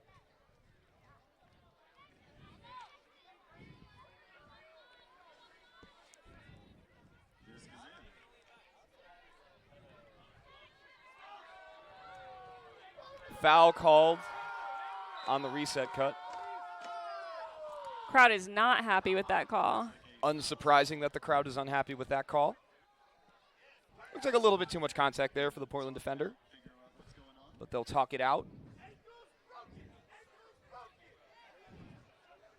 Someone just yelling. Elise Bjork, been around the block with Ultimate, knows the rules back and forth, and definitely an intense player, but someone who can calmly explain with good sportsmanship, talk it out. And that's one of the things I do like about the PUL here is that they have the ability to talk out these calls to, you see the observer there, have the ability to work it out between players and really keep that spirit of the game as we're transitioning into this new professional league, right? Right. Something that you don't get in an AUDL that's refereed or some other of those higher levels. So definitely an ongoing discussion. The self-officiating in Ultimate, people's preferences depend widely on who you ask. Looks as though the observer did not believe it was a foul. We'll stay with Torch. Here we are, Torch knocking on the door to get ahead again. Want to see that patience, keeping the disc. Oh, great over the top from Elise to Lou. Annie Ortiz quick.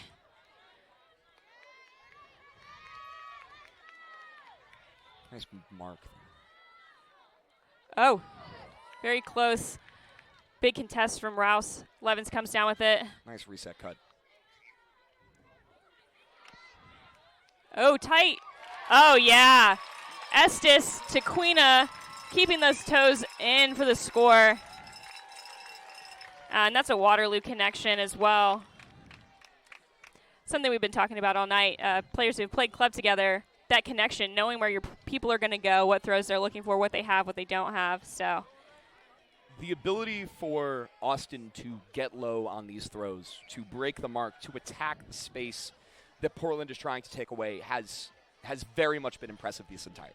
Absolutely. And it's something we talked about right at the start with their end zone movement, being able to move the disc laterally. But over here, I mean, if you're able to just say, oh, okay, you're going to take this away, just kidding, we're going to get it over to that side, we're going to strike up the break side of the field, and we're going to score a goal. Absolutely. And if Austin's able to do that, they're setting themselves up for great success. Definitely. And definitely to keep this game in their hands, Austin's going to be looking for their D-line to push here, cause some turnovers, get the disc back in their hand, and give them chances to break. O'Connell with the disc to pull.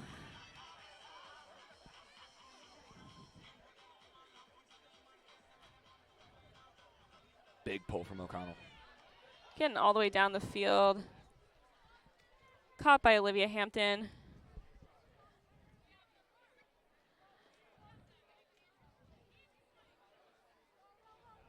Stalkout getting up there.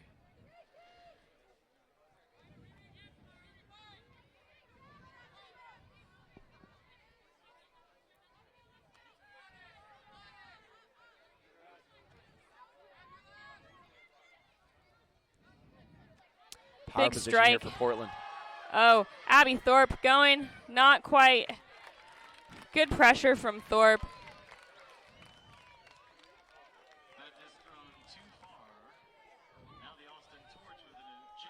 Stedman, 33, picking it up.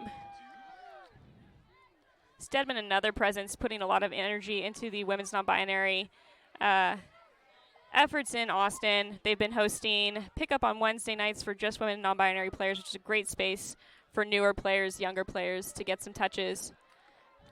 They're a cog in the good find. Dallas Public Enemy offense. Ooh, big shot big there from pull. Stedman. Oh, yeah. Jensen running it down. She's not in. She's looking for Thorpe. She's patient. Oh, yeah. Jensen to Overman for the score, for the break. Very exciting. Exactly what Torch was looking for. Huge huck from Stedman. And that's what we've been looking for from them all game. They have that throw all day. They've been waiting to throw it. And here it is to CC Sierra Jensen.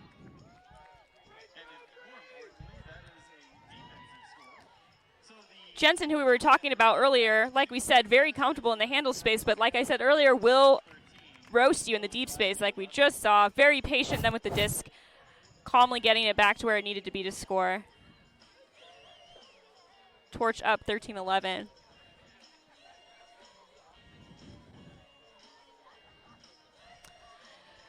Jensen played Moon Tower mixed last year, but interested in moving into the women's non-binary team that we're putting together in Austin this year.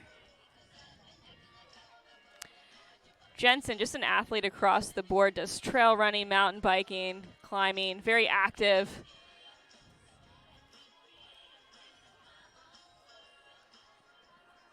Liu with the disc to pull. Lots of chatter from Esparza, veteran player.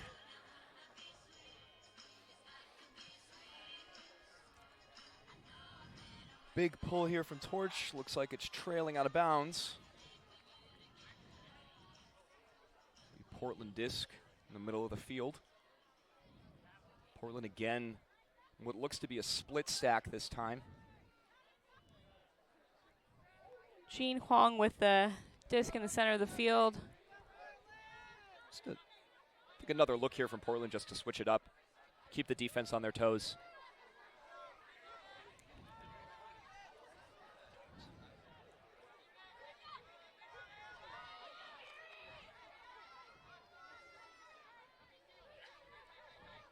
Just swinging it, keeping the disc in their hands.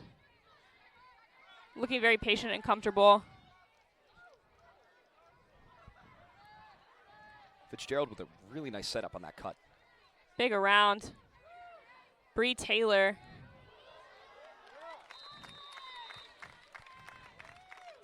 .33 Yogu Shao again. I don't think I have seen a game with so many high-release lefty backhand breaks. Absolutely. It's their bread and butter tonight. It's absolutely. If it's not broke, don't fix it. Yeah, right? I mean, we'll see it again. Look at that. Wow. You could see in that replay the nod. They're confident. They know exactly what they're looking for, and she trusts her receiver to catch it.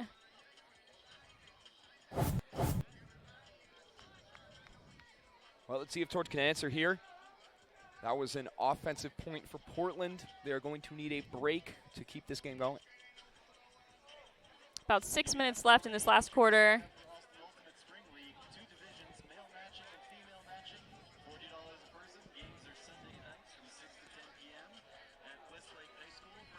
For our Austin locals watching from the stream, Spring League registration still open. 4v4 mini league, men's and women's. AustinUltimate.org. Go check that out. Sign up. Get involved. Really fun league. Great way to meet new people. Polls going up. Playing a 2v2 mixed summer league. Absolutely not. And by 2v2, I mean 4v4, right? 2v2 would have been hilarious. Not my thing. I would not do that. Oh. Bjork with a huge huck to Estes. Oh, the read is there. Her team needs to continue force. Needs a dump. Estes just gets up over 3 defenders. To Elise Bjork. Estes very patient, holding that disc until she had an open dump. Ortiz for the score.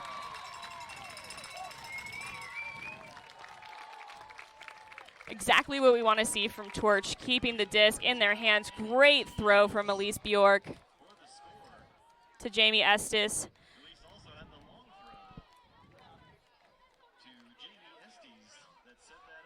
Just a muscle of a strike cut. Absolutely. You know, I mean, there's in there. Yeah, I mean, you said I'm open. You could talk about how to play, stop up line defense,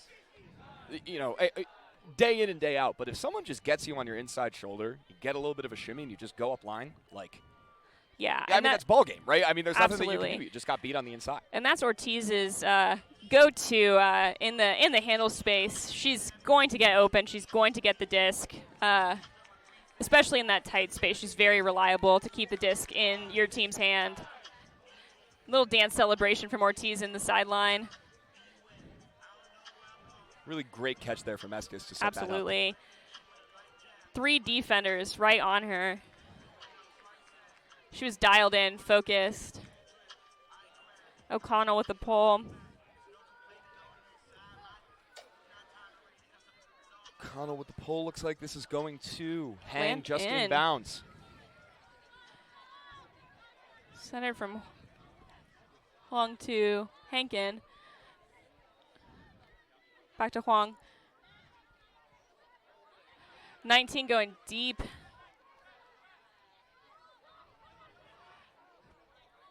Huge jump from Rhea.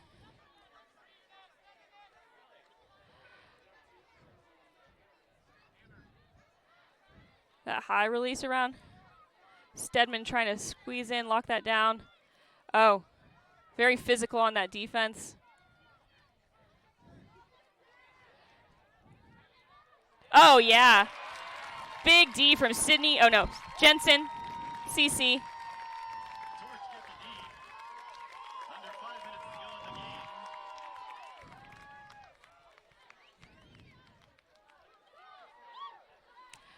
Abby Thorpe clearing hard. Creating the space. There's a, oh. Hits Stedman for that break side swing. Stay with it. All right, 22 with a big look to Thorpe. No hesitation. Thorpe gets up. Looking for Guerin. Holstering. She says go. Oh, she's got it. Looking again. Back to Thorpe. Oh, she's going to Oh! Huge layout, but not quite there. That's the intensity we were looking for. That was exactly what the decision should have been. But, you know, not quite there, and they'll find it in their next game. But that's exactly what we're expecting from Thorpe, and she delivers. Thorpe taking an injury sub here.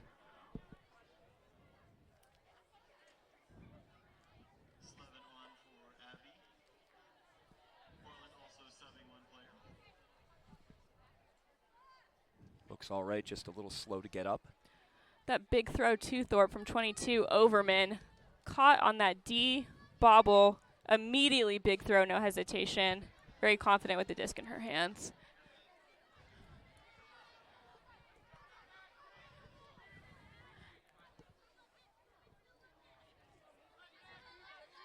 Towing line, Stedman with a big mark here. Trying to keep rising here on their end zone line.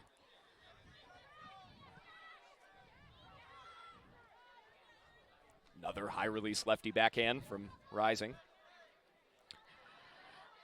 Working it up with unders and handle movement. They're patient. Yards of space for Portland.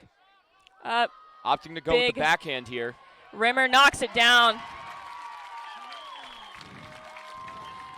99 Rimmer. Big sigh. Maybe feeling a little tired. It's longer point. 3 minutes left in this quarter. Torch up by 2. Would really help to push this break here. You know, Austin, yep. Timeout Great call called. by Austin. Definitely what we expected.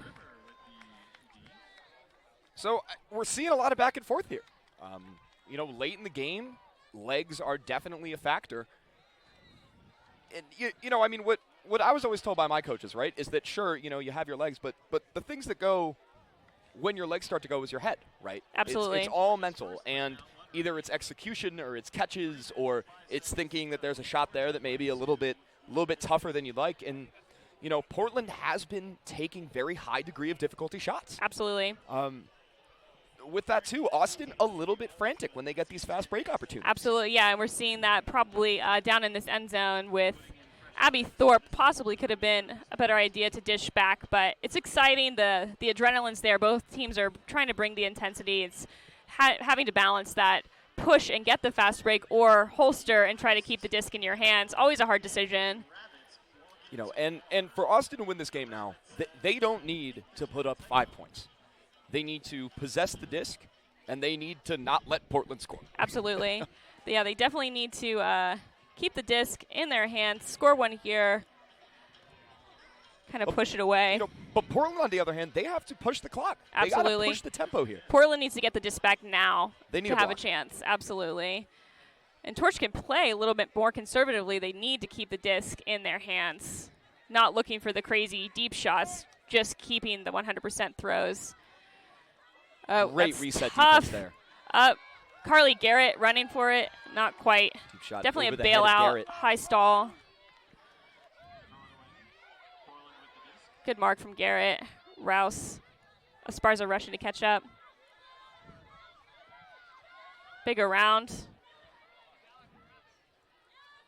Great snag from Aaron Rhea. Or excuse me. Emma Palacio. turn.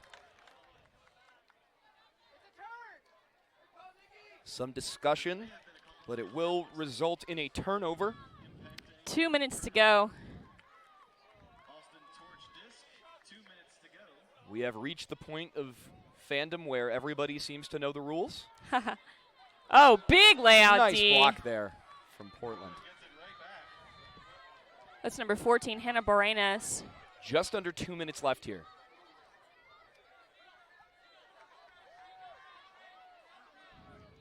Austin poaching the lane here.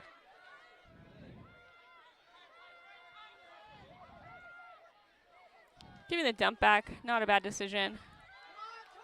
A little bit of a blown switch there from Oh. Austin. Bree Taylor needs to go back, find her girl.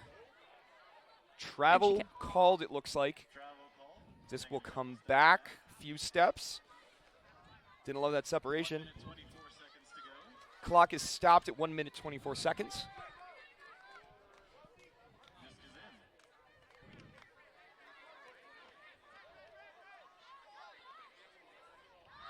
Big shot here from Portland. Duffy Gotta and come down with Yeager. this. Oh, and they do. Portland went for it all and got it.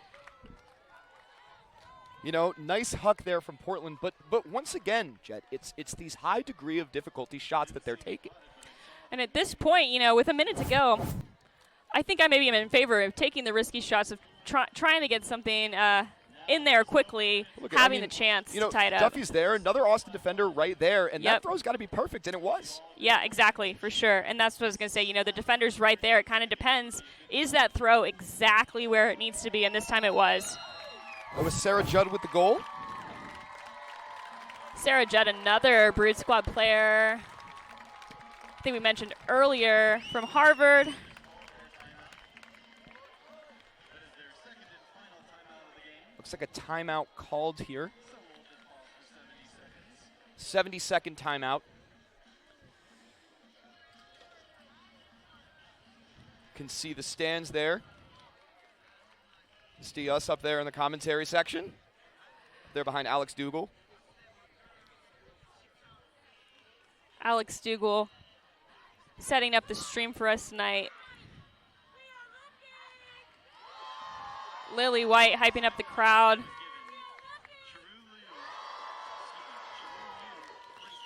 Saying they are looking good. And they are. I mean, they're playing well. You know, you're up 1. You got a minute 13 left. Up 1 with a minute and You're 13 on left. offense? Exciting spot to be. Like we were saying earlier, these are the games that we want to see. This is the level of competition we're looking for. Very exciting game. And right now, there is some pressure on this Austin offense. Absolutely. But, you know, I mean, what do they say? You know, pressure is a privilege, right? And the fact that they are out here, their team trusts them to go and get this big hold to save possession, it speaks volumes. And they got to have all the confidence that they're going to do it, too. Seen a little bit of a switch up. Caroline O'Connell on the O-line here for this last point. She's typically been playing D-line. O'Connell, a very, very consistent, very solid handler. Putting Watch any out college film a melee over the past Absolutely. 4 or 5 years. Yes. Definitely putting the people on the field that you trust to keep the disc in their hands for this last minute of play. Who will make the conservative decisions? Really quick pull coverage there from Portland. Elise Bjork with the disc. We want to hold on to the disc here as the time's running out. Annie Ortiz, she's got it. Portland player pulls up there. Estes, no problem. Estes looking for a dump to Annie. Oh. Big D. And a block there from Portland. Olivia Hampton really playing a huge role. 45 seconds to go. And the rules for quarters here are a little bit different here for the fourth quarter.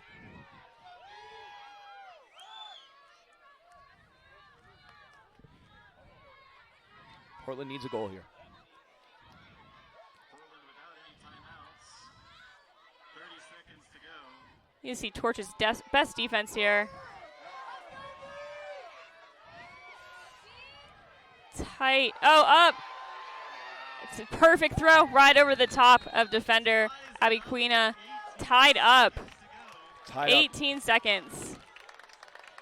Definitely will be interesting to see who they put on the line for this last point. What was half? 8-4? 8-4. Now crawled back into it to 14-14. Crazy. Great game here. Great game here in Austin. Looks like Torch takes a timeout. 18 seconds if the Torch still have possession of the disc. No. Okay, I'm getting a correction from this room. From the observer. A little bit confusion here from the public address announcer over time expiring rules. Time expiring, tied up.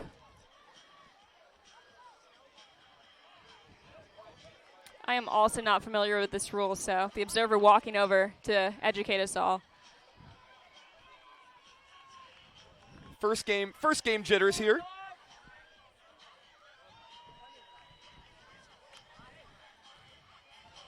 No surprise, Elise, Bjork, Sarah Levins, Carly Garrett out there. 0-0. The game is over. So, fourth quarter time expiration rules are once time expires, that's game. There is no last possession like there were in the first 2 quarters. Interesting. First 3 quarters, actually. And so that's a different level of pressure here for Torch. They've got 18 seconds to score. Very quick. They need to be sending someone deep quickly and getting the disc to them. You give it to your best thrower here, who I would say let's get it to Elise, and let's be looking for Lorraine Guerin in the deep space. Elise or Annie Ortiz, both of those throwers. and don't count out Carly Garrett here. to Absolutely kind of not, play yeah. behind, pick up the garbage from those throws. I mean, here we go, right? And there's You no know, one really on this line that I would say I don't functionally trust him. universe Yeah. point here. Very exciting. The crowd is quiet, dialed in. Big pull here. Pinning him deep. Clock starts. Going to Elise. 16 Looking to seconds Carly. left. Looking to Sarah Levins. They Only got a it. few seconds left. 8 seconds left. Big shot here. Big shot. Jamie Estes, no. Portland undercuts it. Portland opts And to that's hold time. the disc. End of regulation. We're going to overtime. We're going to overtime. That's Very what we call free exciting. baseball. And Austin tied at 14. Details about overtime. Free baseball here in Austin. I mean, Jet, this is an entirely different half of Ultimate from this Portland roster. Completely. Absolutely. Here's the overtime rules. So there's So we're told we have about 5 minutes in between here. Overtime rules, we have 4 minutes of time. There's going to be a coin flip for the puller receiving here. Clock stops between pulls. Final 2-minute clock stops for all calls. And at 0-0, teams will go to sudden death. talk to us a little bit about sudden death. What would that entail? Well, sudden death, I mean, you know, you watch the Bulls versus the Chiefs, you know, it's whoever scores is going to get it. Yeah. So, golden goal, you know, pick your comparison here. But we get at least 4 more minutes of great Ultimate here in Austin. So, This 5-minute break, I think, is an important break, especially for Rising. After playing intense point after intense point, will either be a good moment to take a breath, or it's almost enough time to lose a little bit of intensity. 5 minutes off, so we'll see going into this last 4 minutes of play. I genuinely think this 5-minute break is going to benefit Portland. I agree. The legs that they have been able to maintain throughout this game, you know, it's impressive to say the least. But I think beyond that, now they have time to regroup. They have time to hydrate. They have time to, you know, mentally reset a little bit. Okay. And that's great. I mean, you know, coming back from 8-4 to be able to bring this game to, you know, a sudden death setting is very impressive. to say the Definitely, least. definitely. And the mental intensity, mental focus, like we're talking about, all these players know it's to feel like on both sides of the play, being the team that's down, being the team that's up, and having to fight in these scenarios. 14-14, really hard to say which way this game is going to go. Both teams have very strong players, very fast players, very good throwers. Definitely will be interested to see off the coin flip receiving, and we'll see if it goes to sudden death. It'll be interesting. Talking a little bit here about the comparisons that we have for club scenes, I mean, I don't think I've been able to find a more stark contrast between Austin and the Boston, New England area. I mean, playing in both, I've been up, played in the New England region, played down here in Austin. It's a very different style of play. It's a very different intensity. It's a very different approach to Ultimate. And it's very cool to see these teams kind of go at it with their respective styles, how they approach it, keeping it very spirited, keeping it, fiery, but still really kind of staying tried and true to their systems and to their roots. Another factor we haven't discussed much, at this point in the year for Texas players, we've had months and months of weather that's perfectly enjoyable to practice outside in. Maine's not really there yet, still experiencing freezing temperatures, snow, early nights, things like that. Yeah, So, I mean, talk about it's hit or miss. I've got so many friends up in Boston. Give a shout out to 2022, 2021, whichever one it was. Donovan Winter, Hunter Lang, another Boston slow player.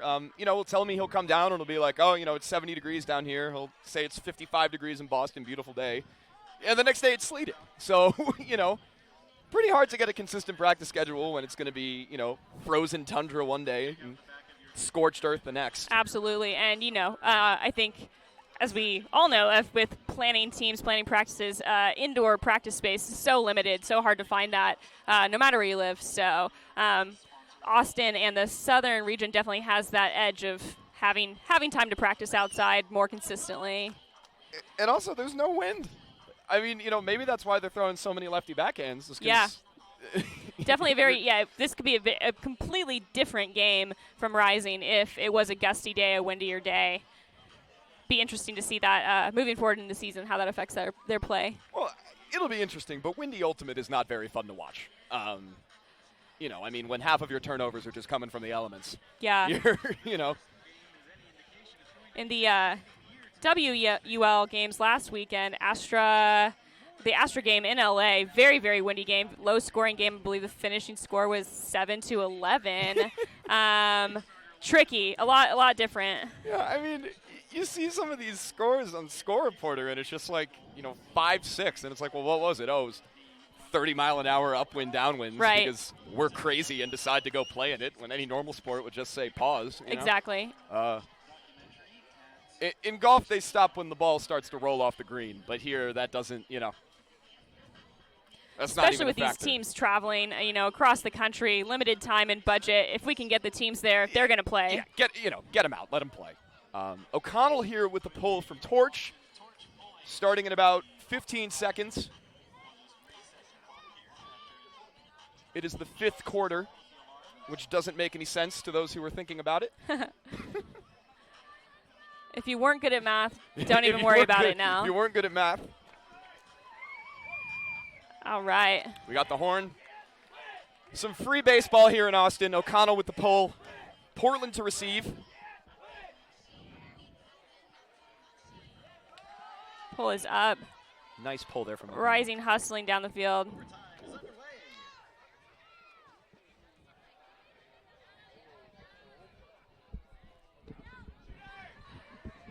Sierra Jensen, a little behind her girl. Ooh. Quick strike there from Portland. 55, Sophie Knowles. I mean, what can you say? Four side deep cut. It's ABCs, rudimental Ultimate right there. Absolutely. Running the system.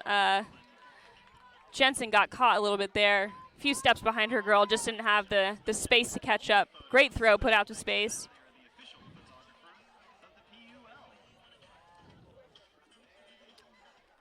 Big shout out there to Ulti Photos Stadium here, the official photographer of the PUL.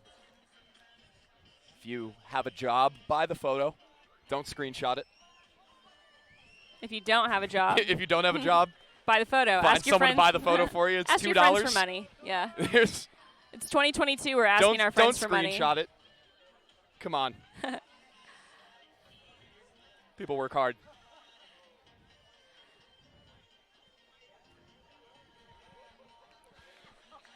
Huge shout out to Matthew Brooks, who's been taking pictures down here at the Torch tryouts, taking pictures for free for all those players who showed up. Got some very cool action shots, fun, especially for people who haven't played very many games to get photographed. Big pull up from Rouse.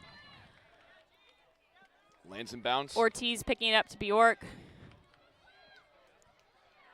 to Estes.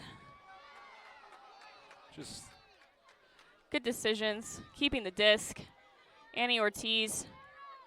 Portland defenders really just chasing Oh, Torch here. And miscommunication on the throw.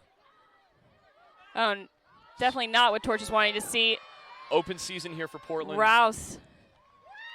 Quick turnaround after that block. Exactly what 16-14 Rising needed Rising. to do.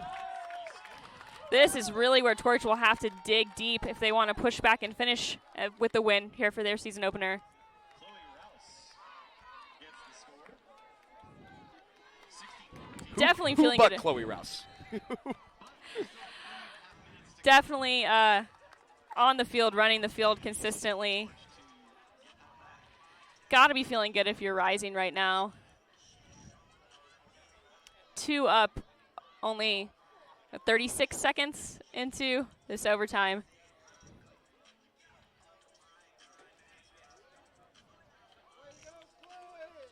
Rouse, a former player of the main YCC teams, Colorado College.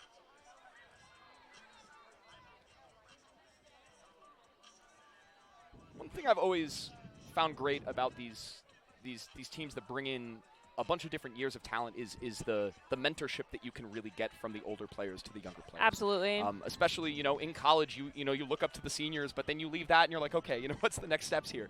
And having veteran talent, being able to coach the younger talent to then, kind of pass the torch down the road is invaluable.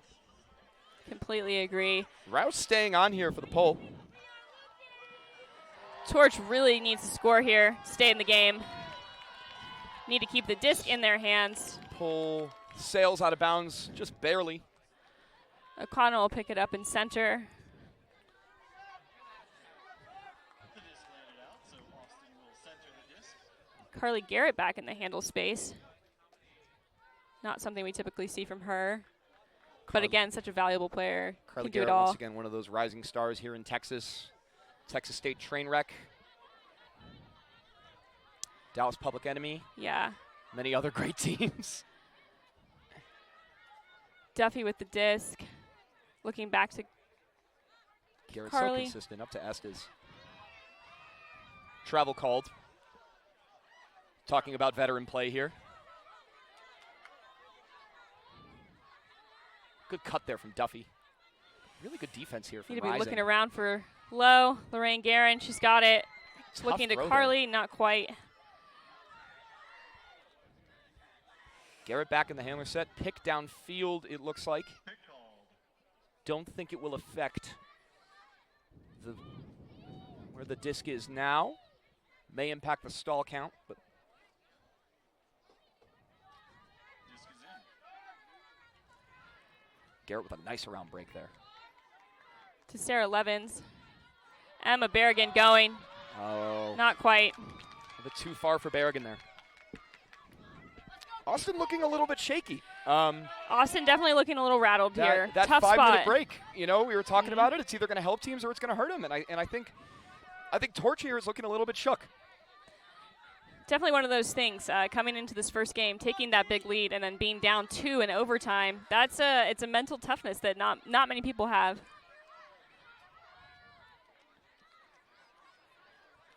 Playing tough defense. Estes with a tight mark. Another lefty. Moving throws here from Portland. And a very ambitious shot there to the end zone. Caitlin Fitzgerald with the look, not quite. A little too far in front of her, though. O'Connell picking up. The clock continues to run. 1:48 to go. So 1:48 to go. Clock is Time's running out for Torch to put themselves back on the board and tie it up here.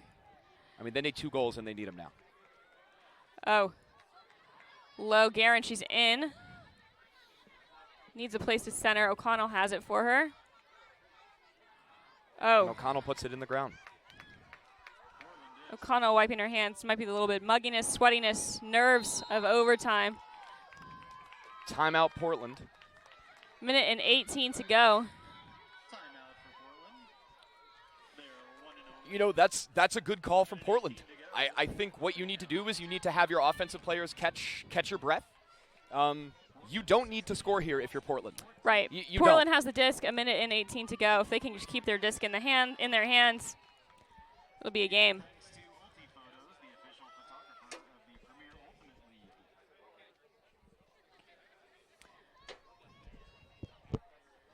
Another tight, tough spot mentally for Torch. You know, maybe not coming out on top on this game, but finding that mental toughness, finding what it feels like to dig deep and be in these tight spots. And for the rest of their season, what does that look like?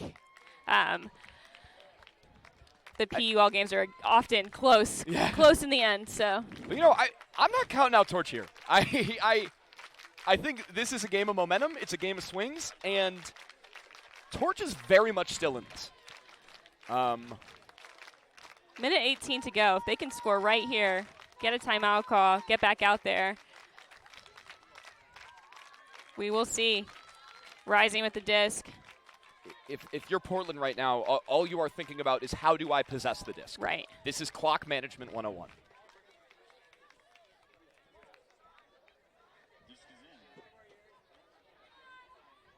Easy upline to 16. Portland with a nice reset. Esparza on the mark here. Oh, Portland. and a score to 33. Yugushao, excuse me. Scored all 3 points in the overtime period. 1 minute to go. So 1 minute to go. Austin down 3 here. 17-14. It's getting harder and harder for Austin. It's a game of swings. Yeah. And Austin right now you Torch, see the yeah. momentum going towards Portland. Absolutely, and it's tricky here. Austin's where we're at. This is our spot. We want Torch to come out on top, but exciting also to see Rising show up, travel all this way, come back from that deficit and come into overtime really dialed in and focused. Exciting to see those Boston and New England area players pushing hard. Also, frankly, Portland is just playing better ultimate right now. You're not wrong. They're possessing the disc. They're hitting the shots that they need to hit, which is something that we talked about at the start of this. If Right. they were going to contend in this game, what they had to do was start executing. That's Yep. exactly what they've done. And that's absolutely And that's they've been made. what Torch has not been able to do. They haven't been able to execute on the things that they have to execute on. 3 points scored in 3 minutes of overtime, all for Rising. If you're on this Rising line, you're probably feeling confident. Quick strike here needed from Torch. Carly Garrett going Garrett, long. she's had enough. She's going. Garrett going. Just out of Not the reach. quite. To no one's surprise, Austin looked to score quickly. That was the cut that we needed, the look that we needed. 49 seconds left here. It looked like Garrett pulled up. Like she didn't Definitely think a it little was bit of a going slowdown to, before that the hut decision was came made. a little bit late. Agree.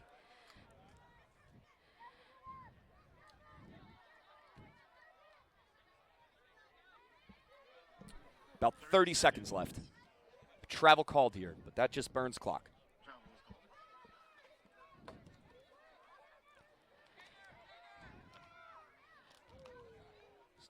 Really nice reset there. Stedman on the mark with Rouse. Big around from Rouse. Stedman very physical on that mark. Garrett Garrett getting with in for the the post D. block. Hoping to get something going. 10 To seconds left. Esparza. Gotta get Esparza with a looking giant to release. hammer. Oh, not just quite. outside the reach of O'Connell. Just a bit too far. Time that's has ball game. expired. Had to take that shot. Tough loss for Torch at their home season opener, but great game, great playing from all players. It's been a very great game here, and I think there's a lot of promise for Torch. There's a lot of things that they could take from this game. They know that they can go up early, that they can compete, that they can really put pressure on a lot of these very top tier players from around the country. Absolutely. Conversely for Portland, fantastic way to come out in the second half, claw back into this game, and just have the legs Right. to finish the bout. Absolutely. Making the adjustments, pushing through, even with the smaller roster. Very athletic team. So I think it was something that we were going to talk about, regardless, but we'll see how this carries out into the remainder of the season. There are 3 more home games here for Austin Torch at St. Edwards. And Portland also has a tough schedule, right? Yes. So we'll see how this translates, but a very good and decisive win for Portland Rising today. All right. Thanks for joining us, you guys. We'll see you next time.